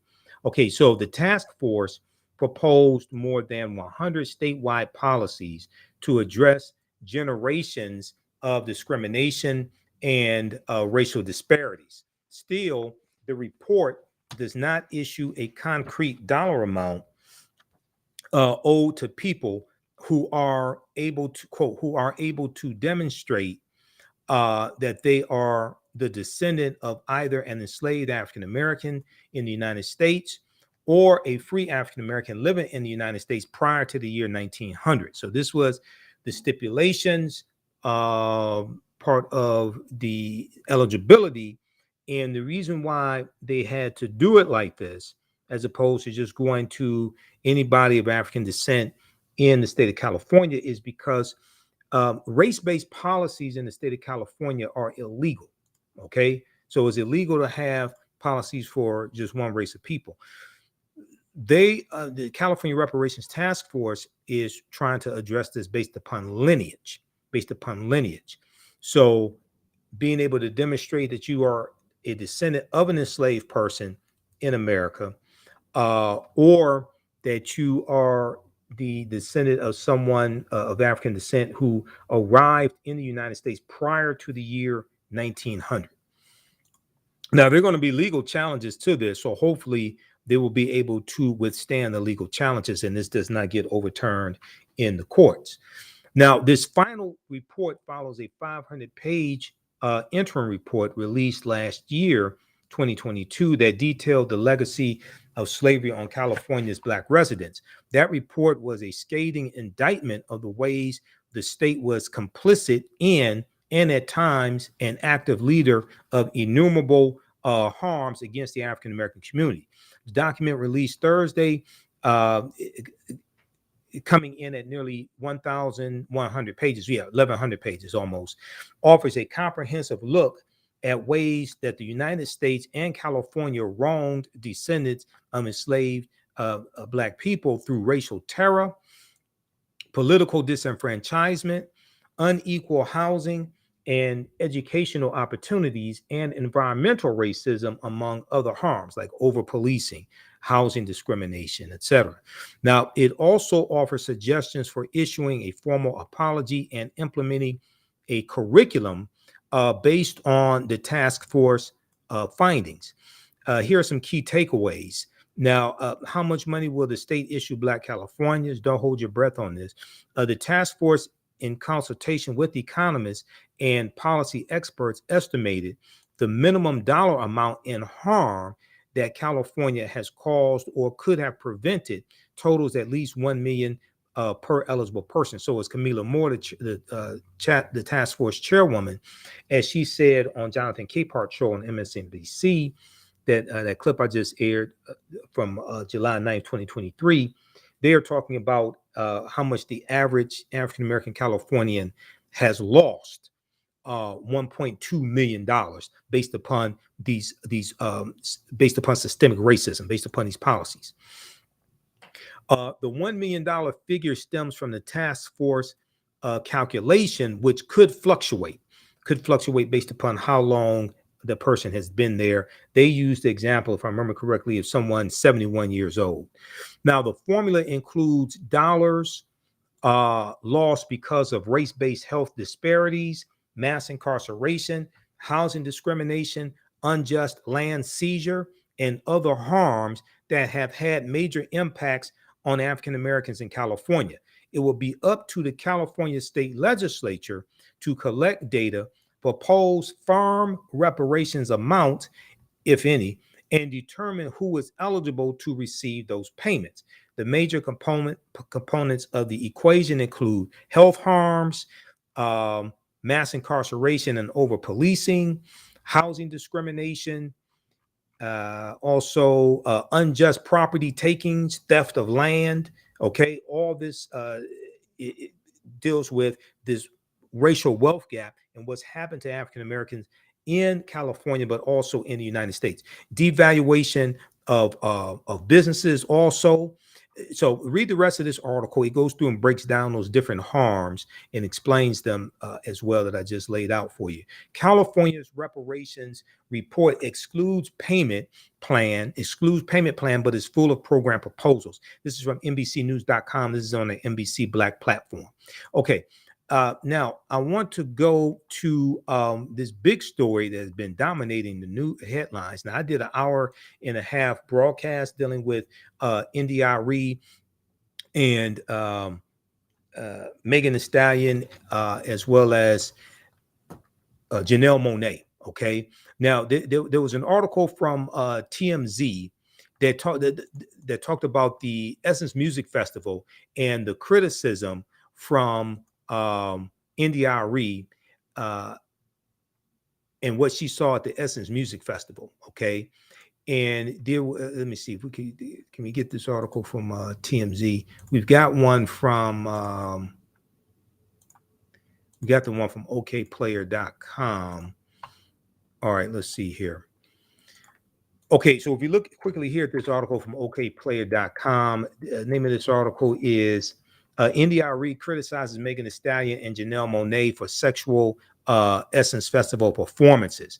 I saw the performances because they were broadcasted on Hulu Live. I don't know how many people knew this. The Essence Festival Friday through Sunday was broadcasted on Hulu Live, prime time. So like 7 p.m. to it was like 7 p.m. to midnight, 1 a.m., something like that. They took down the article from TMZ has the Instagram post from Janelle Monáe, and I mean Instagram post from India.Arie, and also we have the Instagram post here as well because I saved it from their article, but they have some of the comments here. India.Arie was saying that, let's see here. Earlier this week, the video singer, the India.Arie singer-songwriter responded to clips of both performers on Essence Instagram page, arguing that Megan Thee Stallion and Janelle Monáe lack discretion due to their risque performances. In Megan Thee Stallion's case, the hot girl invited 20 attendees for an onstage twerk session. This is broadcasted around the country, while Janelle Monáe bared her breast, albeit her nipple covered by a pasty. Okay. Now, quote, the issue is what is context, Janelle Monáe said. The issue is what is context. Humanity does everything, but does everything belong in a stage? She said. And let me see, we should have this up. Hold on, let me flip over here. I want you all to see this. Okay. So this is from the article from okplayer.com entitled India.Arie criticizes Megan Thee Stallion and Janelle Monáe for sexual Essence Festival performances. If we go back and look at this here, India.Arie said, is everything for kids? No. Is everything for everybody? So when we as a culture make something like this mainstream, it shows a lack of discretion and discernment, end quote. Okay, so they have clips here of Janelle Monáe performing. I saw her performance. Megan Thee Stallion, unfortunately, I saw a lot of Megan Thee Stallion's performance also. So a lot of people are totally missing the boat on this. Janelle, India.Arie went on to say, just as many folks have the right to want our mainstream international export out music to show us in a respectful light, I'd like to go on the record saying this won't age well, and that's my issue. I love Janelle and Meg. I love Janelle and Megan Thee Stallion the way I love us all, and I don't like this moment. Don't bother debating me. LOL, laughing out loud. I don't care, and I do this for 25 years. She's been in the business 25 years. I've done this. So read, ponder, or don't. End quote. Other fans took both sides of the argument in the comment section. Okay, now I saw what India.Arie was talking about, and her criticism did not go far enough. Go watch the hour and a half that I did.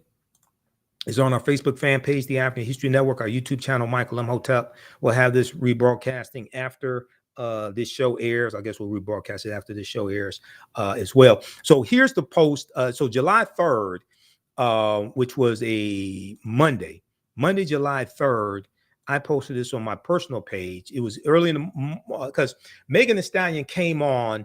She was supposed to be on like midnight going into Monday morning. She came on about 1 a.m. All right. So 1:47 a.m. July 3rd, that's Monday morning, I posted this on my personal page and I shared it on our Facebook fan page, the African History Network. This went from Essence Fest to Ratchet Fest. What the hell is this? This can't be the future of hip hop. So that comment on my fan page, the African History Network, got 361 likes, got 278 comments. So you can read the comments there. I also posted this quote from Dr. Francis Cress Welsing. Okay. And Dr. Francis Cress Welsing, let's see, we'll continue this on the other side of the break. I'll let you see the other post that I did as well. You listen to the African History Network show. I'm Michael Imhotep. We'll be back in a few minutes.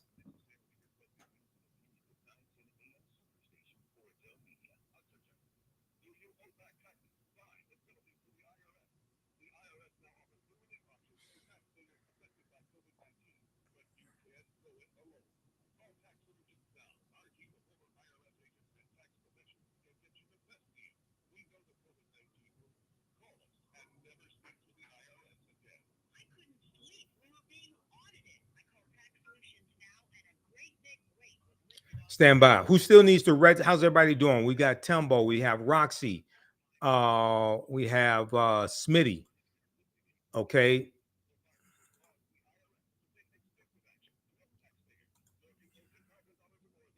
We have Smitty, messed up ruling, but to be expected. We have Tembo. We have Roxy. Okay, who still needs to register for the 12-week online course that I teach on Saturdays? Ancient Kemet, the Moors, and the Maafa. Understanding the transatlantic slave trade, what they didn't teach you in school.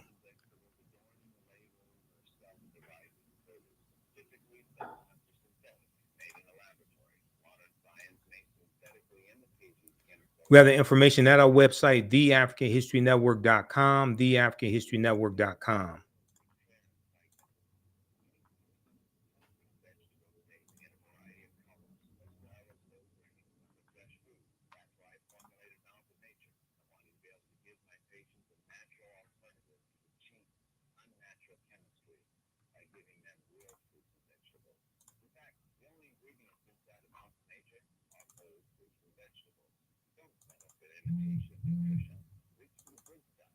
Back from break in 4 minutes. Stand by.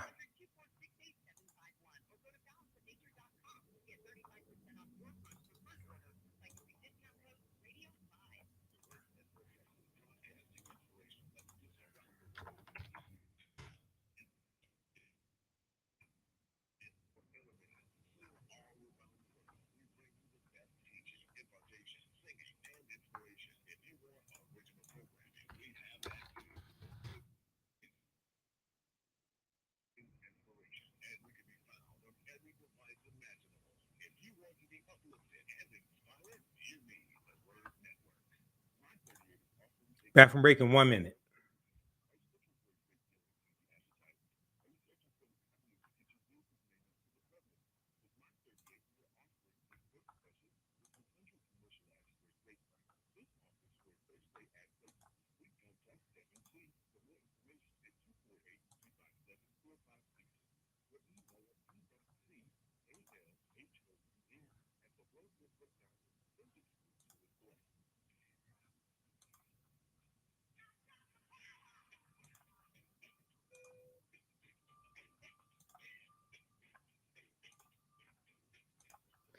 Welcome back to the African History Network show right here on 910 AM Superstation WFDF.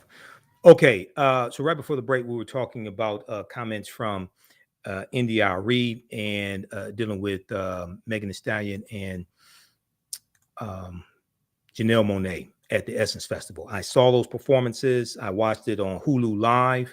Hulu was, if you had a Hulu subscription, you could watch the Essence Festival in prime time, Friday, Saturday, and Sunday. That's what I did. Some of the performances I missed Juvenile, but I saw Eve, I saw Trina. This is the article from TMZ I was looking for. India.Arie dragged for blasting MTS, Megan Thee Stallion, and Janelle Monáe. Let them live a bit.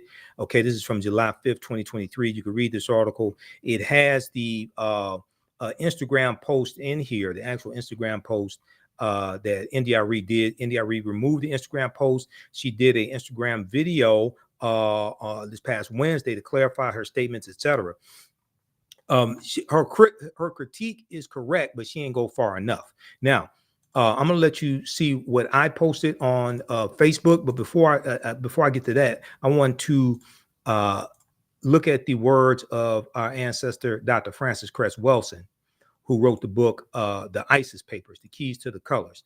Dr. Francis Cress Welsing, referring to African Americans, said that we're the only people on this entire planet who have been taught to sing and praise our demeanment, who have been taught to sing and praise our demeanment. I'm a B, I'm a H, I'm a gangster, I'm a thug, I'm a dog. If you train people to demean and degrade themselves, you can oppress them forever. If you can train people to demean and degrade themselves, you can oppress them forever. You can even program them to kill themselves, and they won't even understand what happened. Now, I knew Dr. Welsing. I interviewed her 3 times here on the African History Network show. All right. Now, let's look at what I posted on our Facebook fan page, the African History Network, and my personal page, Michael Imhotep, IMHOTEP. This is, let me see, is this the right one here? Let's go to this here. All right. Hold on. Where is it? Okay. Okay. Here's my post, my response after watching a good portion of Megan Thee Stallion's performance. And I created this meme here. Shows Megan Thee Stallion, Janelle Monáe from Essence Festival. It shows the article, the snapshot of the article from okplayer.com dealing with India.Arie, and it has the meme from Dr. Francis Cress Welsing. Here's what I said. I posted this July 5th at 7:38 p.m. Unlike most people commenting on this subject, I actually saw Megan Thee Stallion's performance at the Essence Festival 2023, broadcasted live on Hulu. Her explicit lyrics, repeated usage of the N-word, B-word, H-word, vulgarities, descriptions of sexual acts, sexual organs, etc. And I'm being really polite, were even worse than the twerking. I saw she had the 20 women from the audience on stage twerking. No, y'all missed the worst part of this. That was bad enough. No. Now, I'm familiar with Megan Thee Stallion's explicit lyrics, okay? But to see them perform song after song after song after song at the Essence Festival, okay? Now, the Essence Festival is supposed to be a conference about empowering Black women, not degrading and dehumanizing them. Now, the Essence Festival started on Friday. They had the interview with Vice President Kamala Harris live from the Essence Festival. You go from interviewing Vice President Kamala Harris live on stage to Ratchet Fest 2023 as your closing act at the Essence Festival. And this is broadcasted across America on Hulu Live. This ain't happening like in a strip club somewhere. This is broadcasting across America for everybody to see.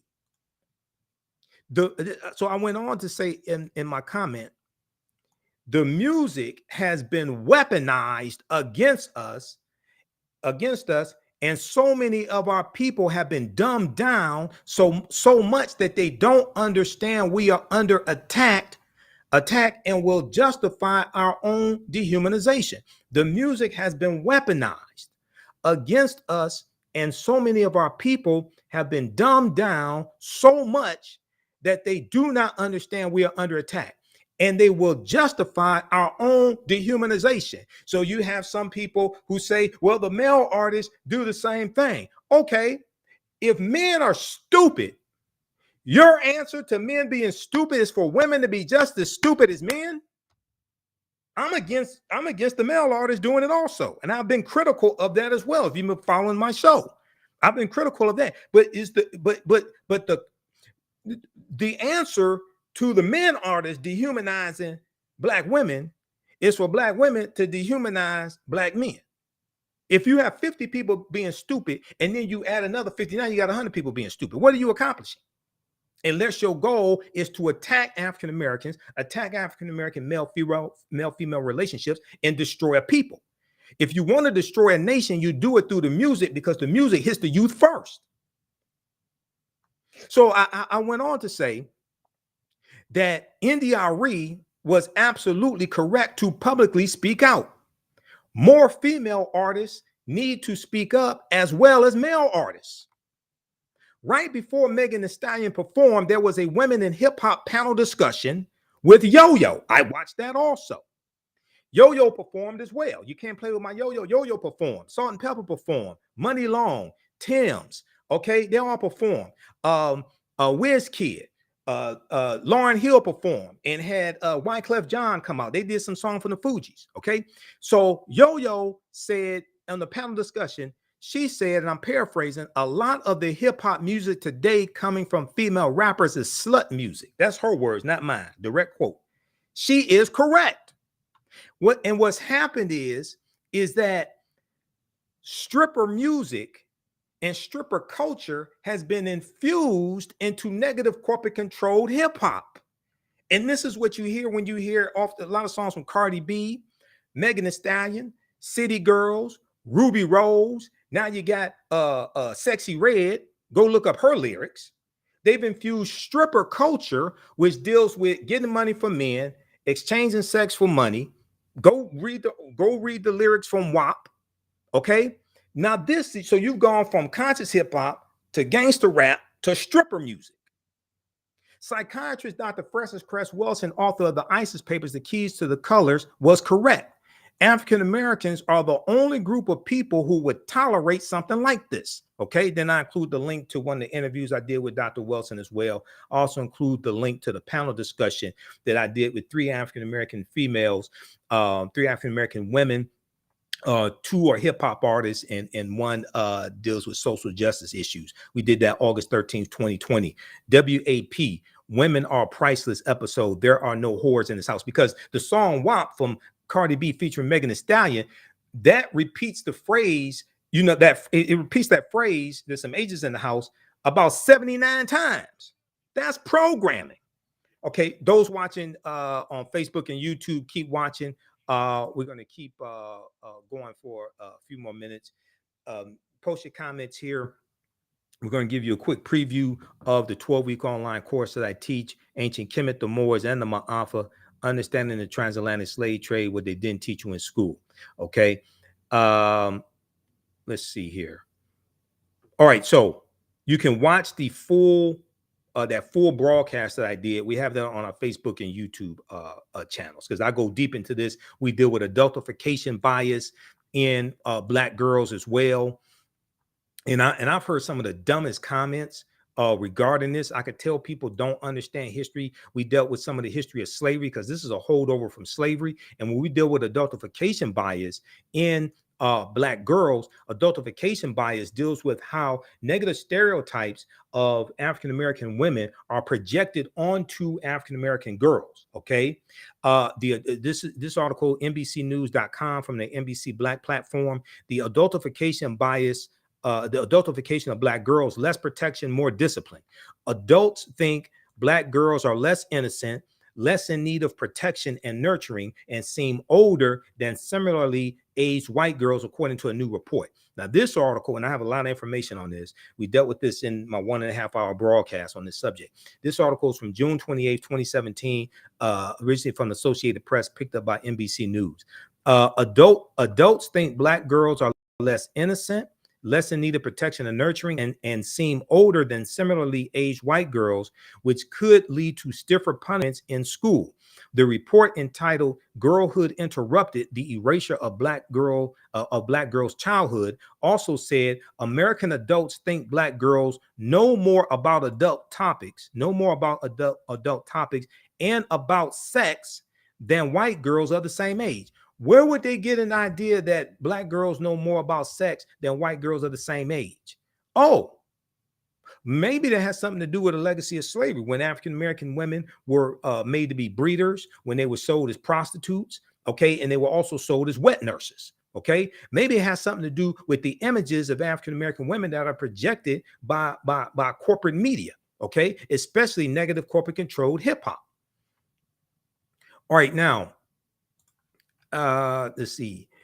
Those perceptions are greater when it comes to younger Black girls ages 5 to 9 and 10 to 14. The discrepancy continues to a lesser degree with girls 15 to 19. Okay, now it goes on to say, let me see here. There's one other part here. Okay, the findings show that, okay, so the report's authors called for additional study as well as support for Black girls to combat adults' negative stereotypes. Quote, the findings show that pervasive stereotypes of Black women as hypersexualized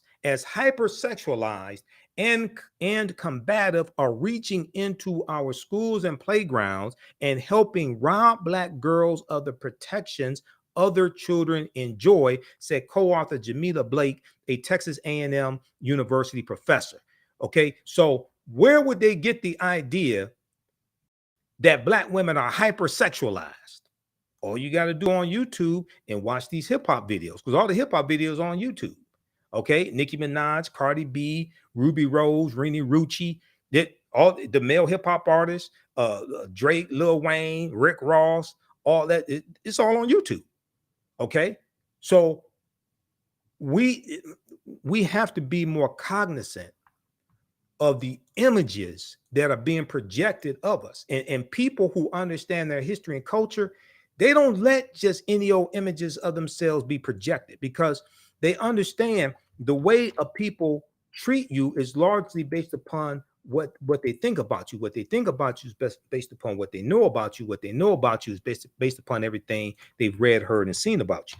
There was an article from the Huffington Post as well, and this dealt with Black girls detail harsh consequences of being seen as older than white peers. All right, now this study is from 2019, which is a follow-up from the study in 2017.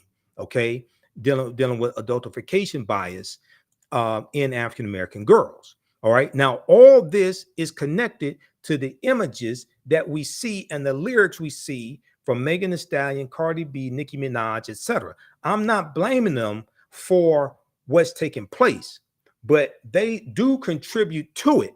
The main culprits are the record companies that finance this music and allow it to happen.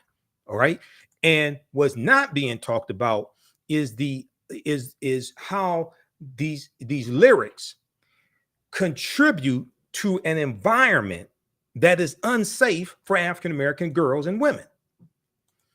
Okay, now if we look at this piece right here, Black girls detail harsh consequences of being seen as older than white peers.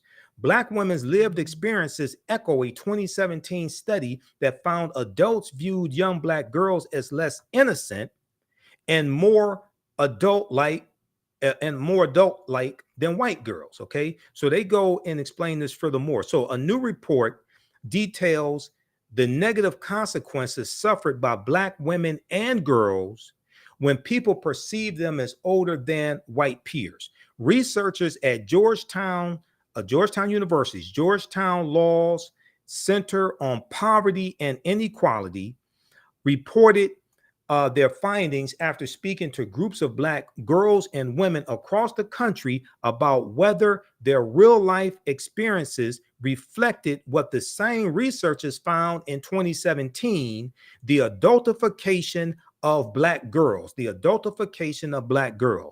women and girls said they did. All right. Now, the prior study, which drew headlines 2 years ago in 2017, found that U.S. adults believe that Black girls seem older than white girls of the same age, that Black girls need less nurturing, less support and comfort, and that young Black girls know more about sex than white girls. When you have images like this of a Megan Thee Stallion, of a Cardi B, and you go to azlyrics.com, or just Google Megan Thee Stallion's lyrics, Google Nicki Minaj's lyrics, You don't largely have white female artists out here putting out such sexually explicit lyrics like this. This feeds into these stereotypes that then get projected onto African American girls and onto African American women. This is a legacy of slavery. When African American women were breeders, when they were sold as prostitutes, when they were sold as wet nurses, and when you research Professor Stephanie E. Jones Rogers in her research in her book "They Were Her Property," it deals with there's an article from History.com that deals with the massive role that white women played as slave owners. Okay. And one of the things that Professor Stephanie E. Jones Rogers talks about in her research is how when you had a white female slave owner and she finds out that she's pregnant, if she does not want to breastfeed her child, nurse her child, she would have a slave woman do it. Okay, an African slave woman. Well, if you don't have any African slave women who are pregnant or who are nursing, then you have to do what he called orchestrated. What is it called? Or orchestrated sexual assault. Orchestrated sexual assault. Some Black women reported in the WPA interviews. These are interviews done by the federal government during during the Depression, during World War II, after World War II. Some Black women reported in WPA interviews that their mothers would always give birth around the same time as the white mistress, suggesting that these mistresses were also orchestrating the sexual assault of enslaved women. Okay. Quote, there were instances in which formerly enslaved people did in fact say that their mistress either sanctioned acts of sexual violence against them that were perpetuated at the hands of white men, or that they orchestrated instances of sexual violence, between two enslaved African people that they owned, an African man and woman, in hopes of producing children from those acts of sexual violence. So we go from acts of sexual violence during slavery, we go from a dehumanization of African men and women and their sexuality being commodified, and we go from African women being sold as prostitutes, and probably some cases of African men being sold as prostitutes as well. We go from that to stripper culture being fused in hip hop, and African American women prostituting themselves on stage, performing hip hop, passing it off as Black women's empowerment. White women also fought to maintain the wealth and free labor that slavery provided them through the Civil War. Okay, read the rest of this article here. This deals with Professor Stephanie E. Jones Rogers' research. The massive overlooked role of female slave owners. Is estimated that 40% of slave owners may have been white women. Now, this is from March 12, 2019. We've dealt with this information before. I deal with this in the online history classes I teach. We get deep into this information. So if you have not registered for these online classes, you can do that right now. As soon as you register, you can start watching content. You can start watching the class. You can start watching the class we did this past weekend. The high number of the research shows that Professor Stephanie E. Jones Rogers did, who's a history professor at the University of California, Berkeley.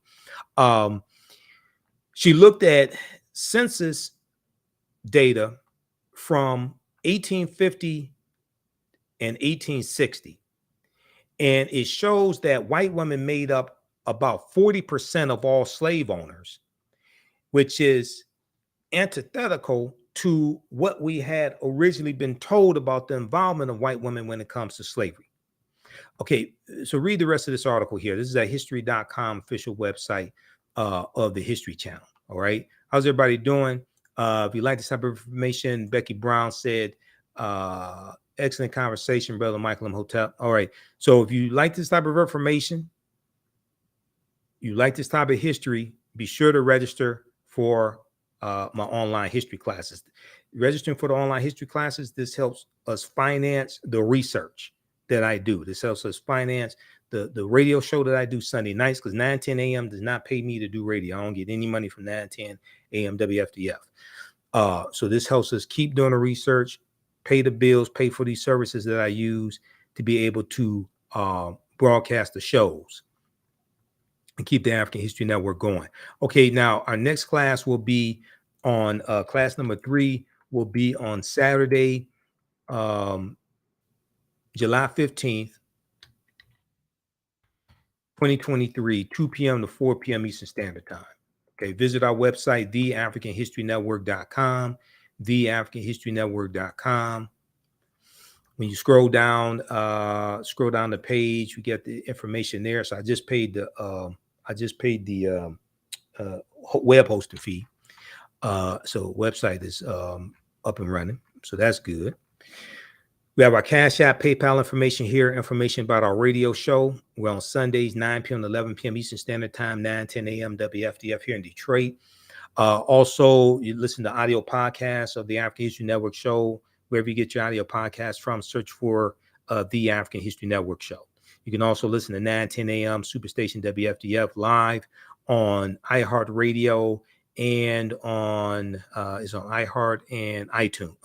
iHeart and TuneIn Radio.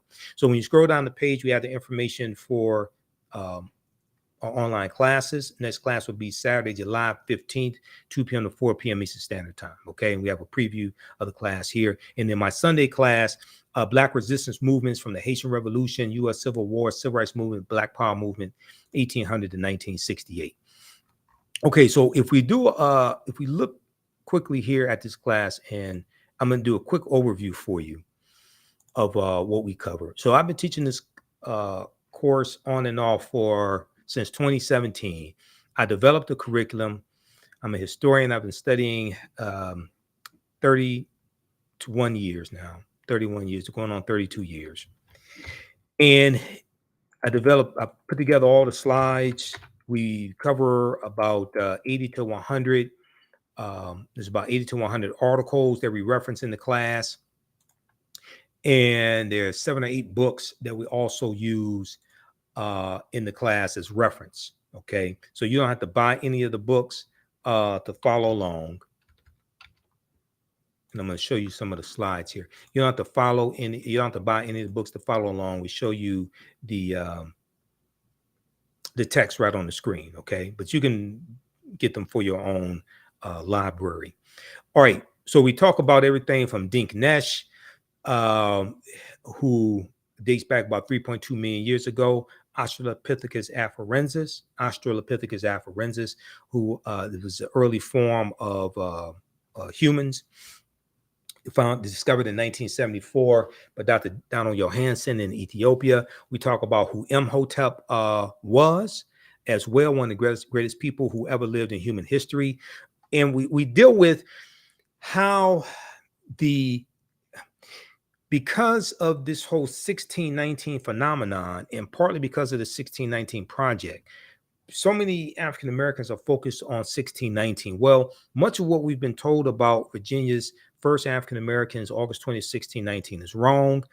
Number one. Number two, Africans were here in this land we call the United States of America, going back tens of thousands of years. These weren't the first African people here. And our history does not start in slavery in the land we call the United States of America, or what many Native Americans call Turtle Island. Now, also going back to 1526 in the South Carolina, Georgia area, you had the Spanish who took 100 Africans into that South Carolina, Georgia area. Those Africans are going to overthrow their oppressors. That was Louis de Alon, who wanted to set up a settlement there. And they're going to go live with the Native Americans. They overthrow their oppressors. There's an article from Washington Post. Before 1619, there was 1526, the mystery of the first enslaved Africans and what became the United States. Okay, so we go through and look at this history chronologically. All right, and we deal with the African presence in the Americas going back at least 51,700 years ago, and the research from Dr. David Imhotep in his book, The First Americans Were Africans, Documented Evidence. We look at the discovery from Dr. Albert Goodyear in 2004 in Allendale County, South Carolina. And Dr. Albert Goodyear, who's an archaeologist at the University of South Carolina, they found 13 different pieces of evidence, 13 different pieces of evidence or types of evidence that thoroughly documented an African presence in this country going back at least 51,700 years ago. They found artifacts, architecture, campsites, carvings, Egyptian writings, footprints in lava, genetic M174D haploid groups dealing with DNA and genetics. They found linguistics, paintings, skulls, skeletons, structures, and tools. They found 13 different types of evidence, thoroughly documenting an African presence dating back at least 51,700 years ago. So this doesn't mean that the transatlantic slave trade did not happen. It just means that African people were here for tens of thousands of years before the transatlantic slave trade happened, and it started with the Portuguese in 1441. Okay, going into the area that's modern-day Mauritania. This is a picture of Dr. Albert Goodyear. This article is from November 18, 2004, ScienceDaily.com. New evidence puts man in North America 50,000 years ago. And it talks about his discovery. And the evidence was from the Khoisan. Okay, the Khoisan have the oldest DNA on the planet. They're the ancestors to the Ainu and the Twa. They come from Southern Africa. In October 2012, genetic study published in Science magazine found that the Khoisan in Southern Africa are the oldest ethnic group of modern humans, with their ancestral line originating about 100,000 years ago at least.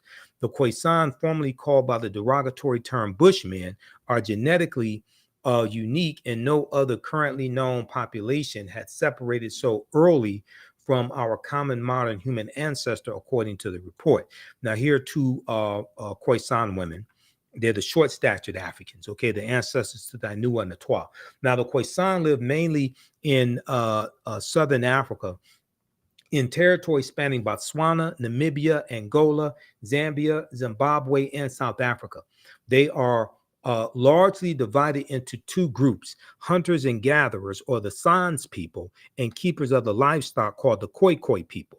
Now, Sarah Bartman, or Sartije, Hottentot Venus, as she was derisively called, who was sold to a freak show in the early 1800s in England and traveled throughout England and in France. She was Khoisan. She was Khoikhoi, okay? The Khoisan languages include the distinctive click sounds that aren't found in the languages of their neighbors. There was an article from AtlantaBlackStar.com called 5 Ethnic Groups That Prove That the First Humans Were Black. Okay, now we talked about Sarah Bartman in our class on this past Saturday, okay, July 8th. So as soon as you register for the class and visit our website, TheAfricanHistoryNetwork.com, you can watch that full 2-hour class. We do the sessions live. All the sessions are archived and recorded, and you can go back and watch it anytime. So even after the 12-week online course is over with, you still have full access to the class.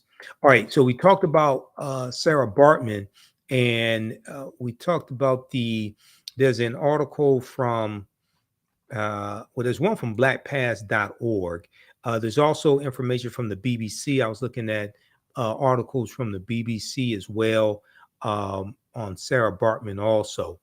The one from the BBC is called The Significance of Sarah Bartman, The Significance of Sarah Bartman.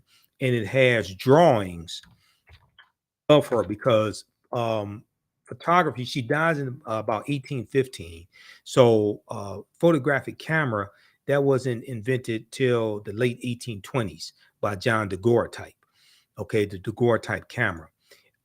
If we look at this here, let's see. let's go to this article from the BBC, bbc.com, the significance of Sarah Baartman, January 7, 2016. So she had large buttocks, okay? She had a vulva that drooped down. And when she died, her sexual organs were put on display in the Paris Museum, okay? When she died she dies in 1815. Okay, she died at 26 years old. Her brain, skeleton, and sexual organs remained on display in a Paris museum until 1974. Her remains were repatriated and buried until 2002. So it's going to be Nelson Mandela, who was Khoisan as well, who's going to call for her remains to be brought back home and buried in South Africa. All right. 2 centuries ago, Sarah Baartman died after years spent in European freak shows. Okay. Now, rumors over a possible Hollywood film about Baartman's life has sparked controversy. So the film, originally some rumors started that Beyonce was going to do a film about Sarah Baartman, but her spokespeople said that's not true. Okay. So let's not get caught up on that. Brought to Europe seemingly on false pretenses by a British doctor, she was stage named the Hottentot Venus. She was paraded around freak shows in London and Paris with crowds invited to look at her large buttocks. Today, some Black women put on freak shows on stage and call it hip hop. Today, Sarah Baartman is seen as by many as the epitome of colonial exploitation and racism. The epitome of colonial exploitation and racism, of the ridicule and commodification of Black people, or the commodification of the sexuality of Black people, of African people.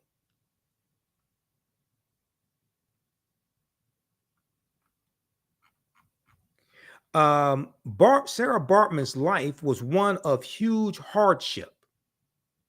It is thought she was born in South Africa's Eastern Cape in 1789. Her mother died when she was 2 years old, and her father was a cattle driver. He died when she was an adolescent. She entered domestic service in Cape Town after a Dutch colonist murdered her fiance.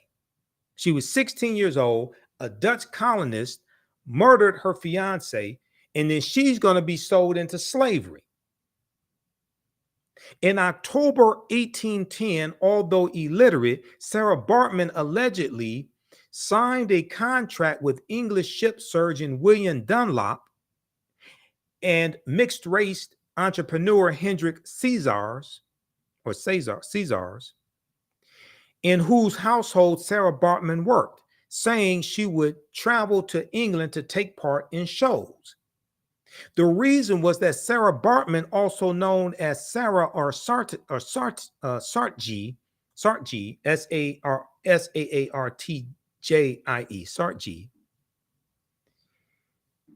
she had what was called stetopygia, S-T-E-A-T-O-P-Y-G-I-A.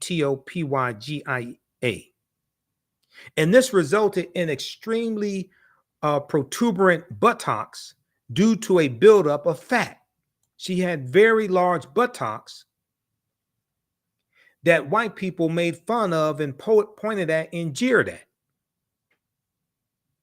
She also had very large breasts, and they were fascinated with the skin on the outside of her vagina as well. So we see the sexual commodification of African women.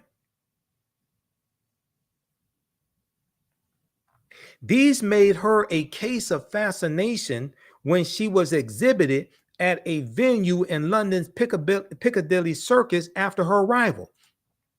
Quote, you have to remember that at the time it was highly fashionable and desirable for women to have large bottoms. So lots of people envied what she had naturally without having to accentuate her figure. end quote, said Rachel Holmes, Holmes, author of The Hottentot Venus, The Life and Death of Saartjie Baartman. On stage, she wore skin-tight, flesh-colored clothing, as well as beads and feathers, and smoked a pipe. Wealthy customers paid for private demonstrations in their homes, with their guests allowed to touch her. So this could be looked at maybe like as the first. Now, I wouldn't. She performed in freak shows, but this is like having a private stripper in your home or something like that. Okay, not calling her a stripper, but it's like similar. Her arrival in England coincided with speculation over whether Lord Grenville and his coalition of Whigs, WHIGS, which was a political party, known as the Broadbottoms because of Grenville's own large behind, would try to seize government. This was a gift for cartoonists. One creation, entitled A Pair of Broadbottoms, shows Grenville and Baartman standing back to back with another figure measuring their respective posterior sizes. This caricature here.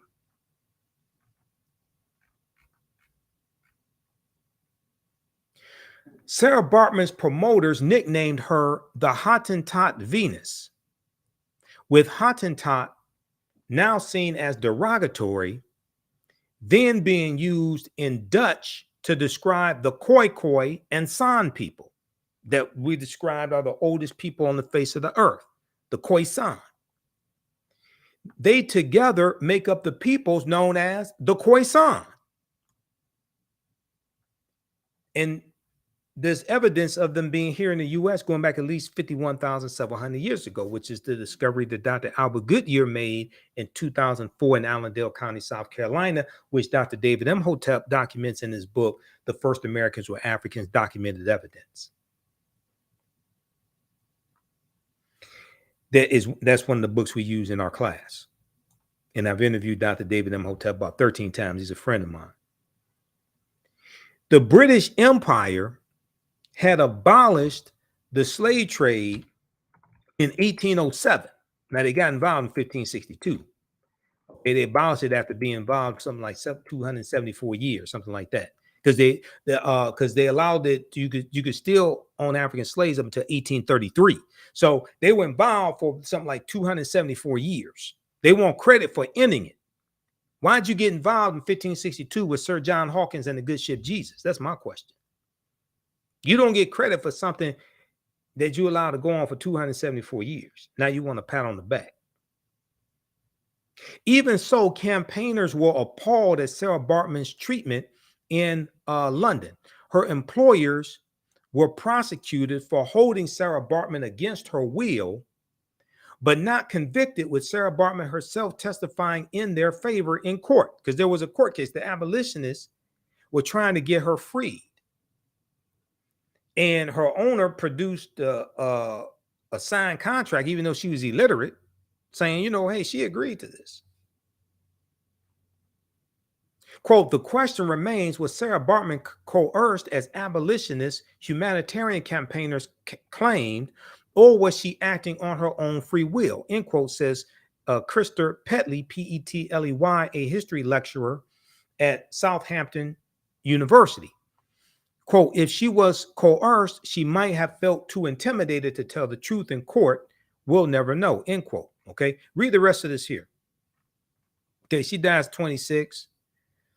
There are reports that she became a prostitute as well. She drank and smoked heavily, and according to Holmes, was probably prostituted by him. Okay. In 1814, Sarah Baartman moved to Paris with Césars. She became a celebrity once more, drinking at the Café de Paris and attending society parties.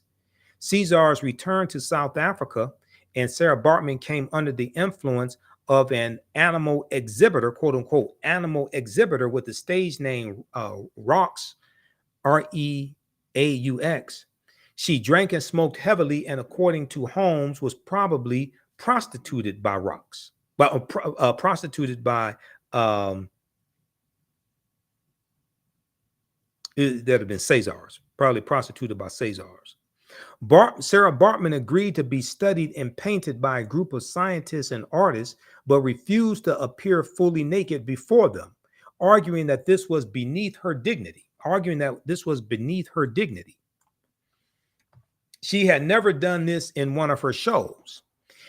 This period was the beginning of the study of what became known as racial science, says Holmes. Now, Sarah Bartman died at age 26. The cause was described as inflammatory and eruptive disease. It's since been suggested this was a result of pneumonia, syphilis, or alcoholism. Read the rest of this article. We talked about her in our class on Sunday. Okay. Ancient Egypt, the Moors, and the Maafa Understanding the Transatlantic Slave Trade. Read this article, The Significance of Sarah Bartman. This is from BBC.com. Okay, now, so we get deep into this history. It's a 12-week online course. We deal with thousands of years of history. It's about 24 hours of course content, maybe more, because I also include interviews I've done with some of our scholars as well. Renoko Rashidi, Dr. Francis Cress Wilson, Anthony Browder, Dr. David Imhotep. We include interviews I've done with them also. All right, now let's go back to the PowerPoint presentation. These are some of the actual slides from the class.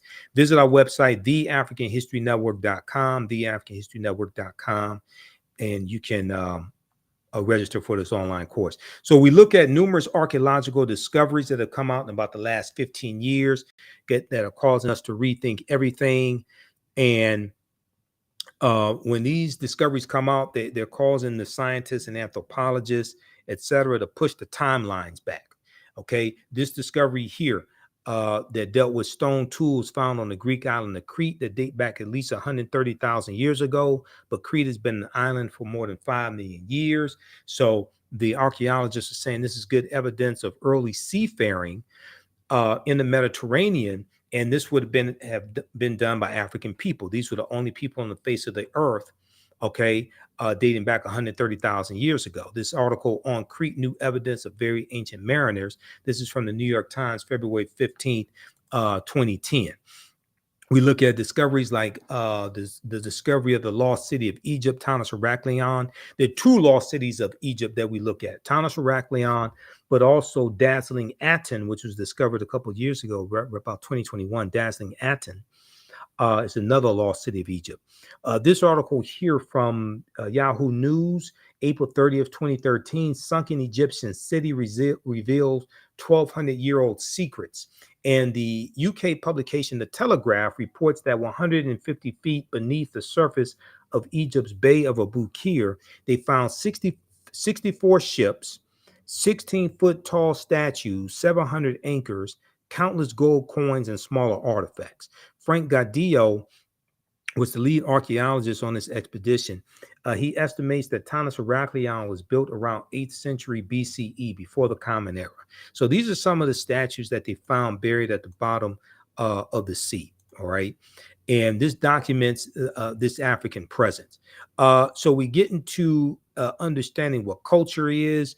We look at the co-op systems that African people had, African Americans had here in America, like the Color Merchants Association, Free African Society.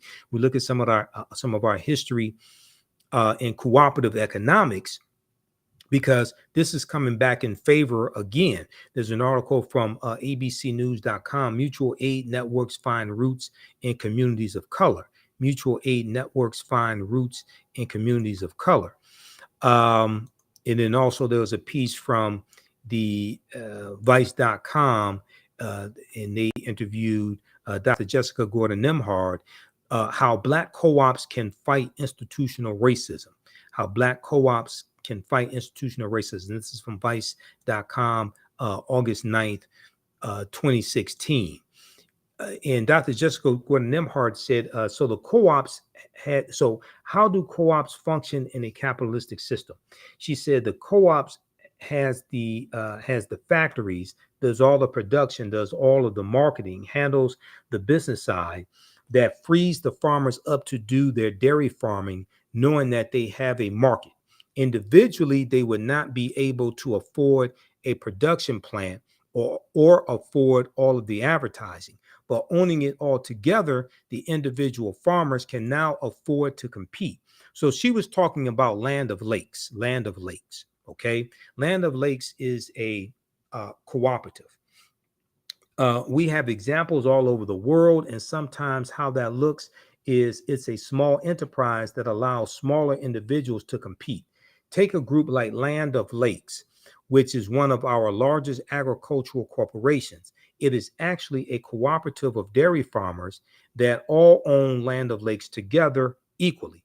And Land of Lakes buys its milk and produces all the dairy products. Okay. So we look at other archaeological discoveries like the one coming out of Morocco in June 2017, which they found remains of Homo sapiens, modern man, dating back 300,000 to 350,000 years ago. The earliest previous Homo sapien bones date back 195,000 years ago. And this was found in Ethiopia, clear across the continent. Okay. And once again, when these discoveries take place, they're causing the archaeologists, the paleontologists, the scientists to push the timelines back and realize that all of this is older than we thought. There was the discovery from April 26, 2017, mastodon bone findings could upend our understanding of human history. Okay. And paleontologists in California dug up 130,000-year-old mastodon, a 130,000-year-old mastodon skeleton that, according to paleontologists, looks like it was smashed apart by humans. But they found this skeleton in America where people were not supposed to have arrived for over 100,000 years. Okay, so the Clovis culture, which dates back to about 13,000 BC or so in Clovis, New Mexico, is said to be the oldest settlement or oldest evidence of humans here in America, and that's of Native Americans. Now, when this article came out from NBC News and other news outlets had reporting on this discovery, I sent this to Dr. David Imhotep, and we discussed it because if this is true, and if humans did break apart this mastodon skeleton 130,000 years ago, well, this confirms this African presence here going back tens of thousands of years, even before Native Americans existed. All right. So we talk about the Olmecs and the Mandinka Egyptian Olmec connection, because the Olmecs, which are in Mexico, which were in Mexico, going back to about 1500 BC or so, around that period of time, this was a mixture of this was a mixture of ancient Egyptians, the Mandinka from West Africa, and Native Americans. Dr. David Imhotep talks about this, as well as Runoko Rashidi talks about them as well in the article that Runoko wrote for AtlantaBlackStar.com that we cite. But Dr. David Imhotep on page 82 of the first Americans or Africans documented evidence said a major ethnic group among the ancient Egyptian Nubians were the Manding people, an original Niger-Congo homeland in the general vicinity of the Upper Nile is probably as good a hypothesis as any for the origin of the Manding. The Proto-Manding migration had to have taken place during the African Aqualithic period. That was a wet period in Africa that lasted thousands of years, at a time when the Sahara was fertile and had river systems and great lakes. The Nile flowed, the Nile flowed from south to north and emptied into the Atlantic Ocean during very ancient times. This would have enabled East Africans direct access to the Atlantic Ocean. The longer route would be to sail the Nile River north to the Mediterranean, and then head west to the Atlantic Ocean. When the Manding reached Central America and began mixing with the local population, they were labeled Olmecs. The Olmecs were supposedly a mixture of the Manding or Mandinka, the Americans or American Indians. Do not forget that the Manding made up the base of the Olmecs, so the Egyptians, the Manding, and the base of the Olmecs are related to each other. That's from page 82 of the First Americans or Africans Documented Evidence. We deal with the Druids and St. Patrick in Ireland, and how the Druids are dealing with a watered-down teaching coming out of ancient Kemet, ancient Egypt. We look at the 800-year occupation of Europe by the Africans known as the Moors, and the Spanish Grenadian War in 1492, and the Moors losing control of their last stronghold of Granada, January 2nd, 1492. Okay, we deal with all of that history. We look at ancient civilizations like Nubia, Ta-Nehisi, ancient Kemet, Carthage and the Carthaginian Wars, and Hannibal Barca. We look at Egypt, what's known as Egypt of the West, and the African influence here in America. The Tekken is an ancient African symbol that comes from the mythology of Asar, Aset, and Heru, who the Greeks called Osiris, Isis, and Horus. There were about 1,200 Tekkenu all throughout ancient Kemet. Today, there are less than a dozen. There are three ancient Tekkenu or obelisks that were taken from Egypt, and they were taken into London, England, New York City, and Paris, France. Ancient Egyptians called obelisk Tekkenu, and they were also used to tell the time in the past. Their pinnacles were basically covered in gold to reflect the sunlight. Historians say the obelisks represented immortality and eternity, and their long structure helped connect the heavens and the earth. Currently, Cleopatra's Needle is the name given to the three ancient Egyptian obelisks, one in New York City, one in London, England, one in Paris, France. Okay, there's an article called Cleopatra's Needle, how three ancient Egyptian obelisks ended up in New York City, London, and Paris, France, from face-to-faceafrica.com. Check that out. So we talk about the first Holy Trinity of Asar, Aset, and Heru. Some of this information may go outside the circumference of your own awareness. Just because you never heard it before, disagree with it, does not mean it's not true. It just means you have to do some research to understand what I'm talking about. The Greeks called them Osiris, Isis, and Horus. There were approximately 1,200 Tekkenu built in ancient Kemet in ancient times, but only about a dozen are found in Egypt today. Many of the Tekkenu removed from Egypt are now in Istanbul, Turkey, London, England, Paris, France, Berlin, Germany, New York, Rome, Italy, and Vatican City, and elsewhere throughout the world. The Tekkenu are now called obelisks by their new owners, and few people know their origin or that they symbolize the resurrection of the African king Asar, who the Greeks called Osiris. Read page 17 of Egypt on the Potomac by Tony Browder. And I just interviewed Tony Browder in April of 2023. We talked about why Nile Valley civilization history is so important. Now, the word Mason, M-A-S-O-N, is derived from the Latin words mass and sun. Mason means child of light and expresses the desire to pursue light, which is a metaphor for the sun, which symbolizes knowledge. The term child of light or sons and daughters of light was first used to identify students who had completed 42 years of study in the temples of ancient Kemet, ancient Egypt. Many Masonic temples were modeled after the temples of ancient Kemet, places where light or knowledge was imparted in a series of steps or degrees.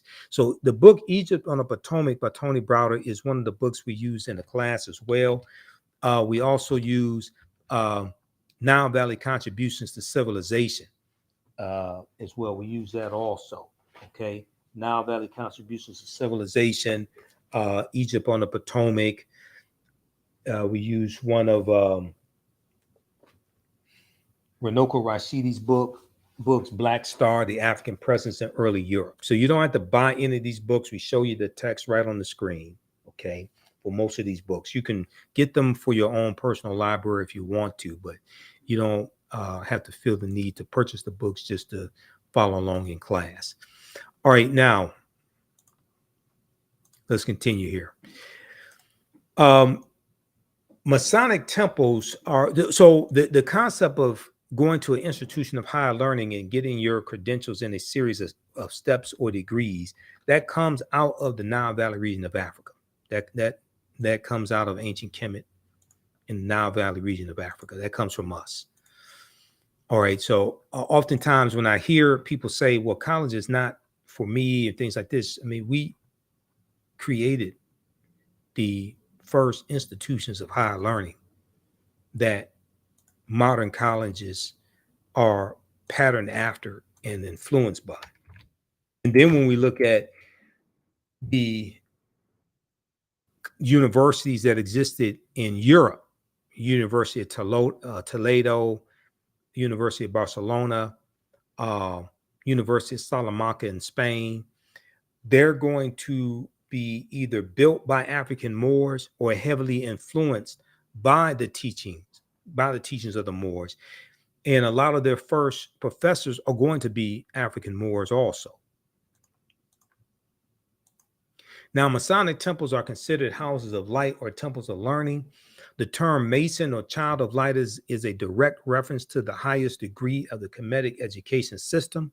The 33 degrees of instruction within Freemasonry represent a fraction of the 360 degrees of instruction that comprise the Kemetic system of education. Yet with less than 10% of the wisdom of ancient Kemet, Freemasons have held positions of influence and power throughout the world for over 200 years. Read page 33 of Egypt on the Potomac by Tony Browder. So we deal with going from the Virgin Auset, who gives birth to the baby Heru on December 25th, to the worship of the Black Madonna and Child, which was worshipped all throughout Europe. The Black Madonna and Child was worshipped all throughout Europe.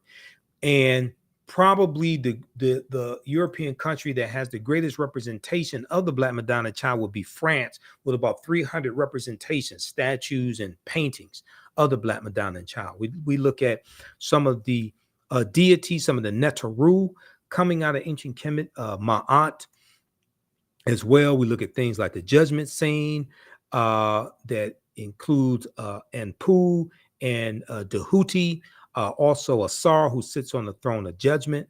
So we go through and look at history. We look at things like historical figures like Bishop Nicholas, who becomes a saint, and Bishop Nicholas was of African descent, and Bishop Nicholas was the real life inspiration for the secular character of Santa Claus, which comes from the mythological character also of Sinterklaas. Sinterklaas means Saint Nicholas in Dutch, and Sinterklaas we see is worshipped, is revered amongst the Dutch. We see this in Holland and the Netherlands, and there's a celebration of Sinterklaas in the beginning of November, okay, and it goes through December, and they commemorate Sinterklaas along with Zwarte Piet, who was a Moor. Zwarte Piet means Black Pete in Dutch. It commemorates Sinterklaas coming in from Spain on a steamship, a steamboat, with Zwarte Piet, Black Pete. Okay. So this once again also deals with the history of the Moors throughout Europe. We look at why Christmas is celebrated on December 25th, because nowhere in the biblical text does it state that Yeshua, Jesus the Christ, was born on December 25th. We look at the film Black Panther. The film Black Panther deals with African culture, African history, African language, African spiritual systems. And the Panther deity Bast, who watches over the people of Wakanda. And we know in ancient Kemet, cats were looked at as a protector. Well, the Panther deity Bast comes from the Neter, or the goddess Bastet, that was worshipped in ancient Egypt, especially during the Second Dynasty around 2890 BCE, before the Common Era. And she was worshipped in the form of a lioness at first, and then later as a cat. She was the goddess of warfare in Lower Kemet, Lower Egypt. And the film Black Panther incorporates 11 different African cultures. We see different African deities represented in the Black Panther comic book and in the nation of Wakanda, the fictitious nation of Wakanda. Now, when we look at Wakandan religion and its tribes, the religion of the Wakandan people first developed during the pilgrimage to the land. In their conflict, the originators, who were the gods of Wakanda, formed from the heroes of humans within the tribe. Ascending to the status of a god, these heroes became the Orisha. Now, the Orisha are the names of the deities in the spiritual system practiced by the Yoruba in present-day Nigeria, and that's the spiritual system of Ifa, okay? So the Orisha, these are emissaries, these are deities, and they're helpers of the supreme being in Ifa known as Olodumare. But these heroes in Wakanda became known as the Orisha or Orisha, taking the names of Koku, Thoth, which Thoth was the Greek name for Dahuti, Bast or Bastet, Mojaji, Ptah. Ptah is the creator in ancient Kemet, the Neter that's looked at as the creator, Ptah, and Niami. The Orishas or Orishas origins date back to the ancient Egyptian beings known as the Ennead, where Ennead in Greek means 9, and Ennead refers to the original 9 Orisha. Okay, I'm sorry, the original 9 Neteru in ancient Kemet. Now, in addition to the development of these gods, the people of Wakanda became segmented into various cults that worshipped various animal deities of the area. The most famous cults included the Black Panther cult and the White Gorilla cult. So Umbaku is from, in the movie, Umbaku is from the White Gorilla cult. The 18 tribes, because there are 18 different tribes that make up the people of Wakanda. The 18 tribes in total developed in the country and include the lion cult, crocodile cult, and hyena cult. The Ennead, Ennead means group of 9 in Greek. In ancient Kemet, they were called the Pesjet. The 9 Neteru were Atum, which was the sun, Atum,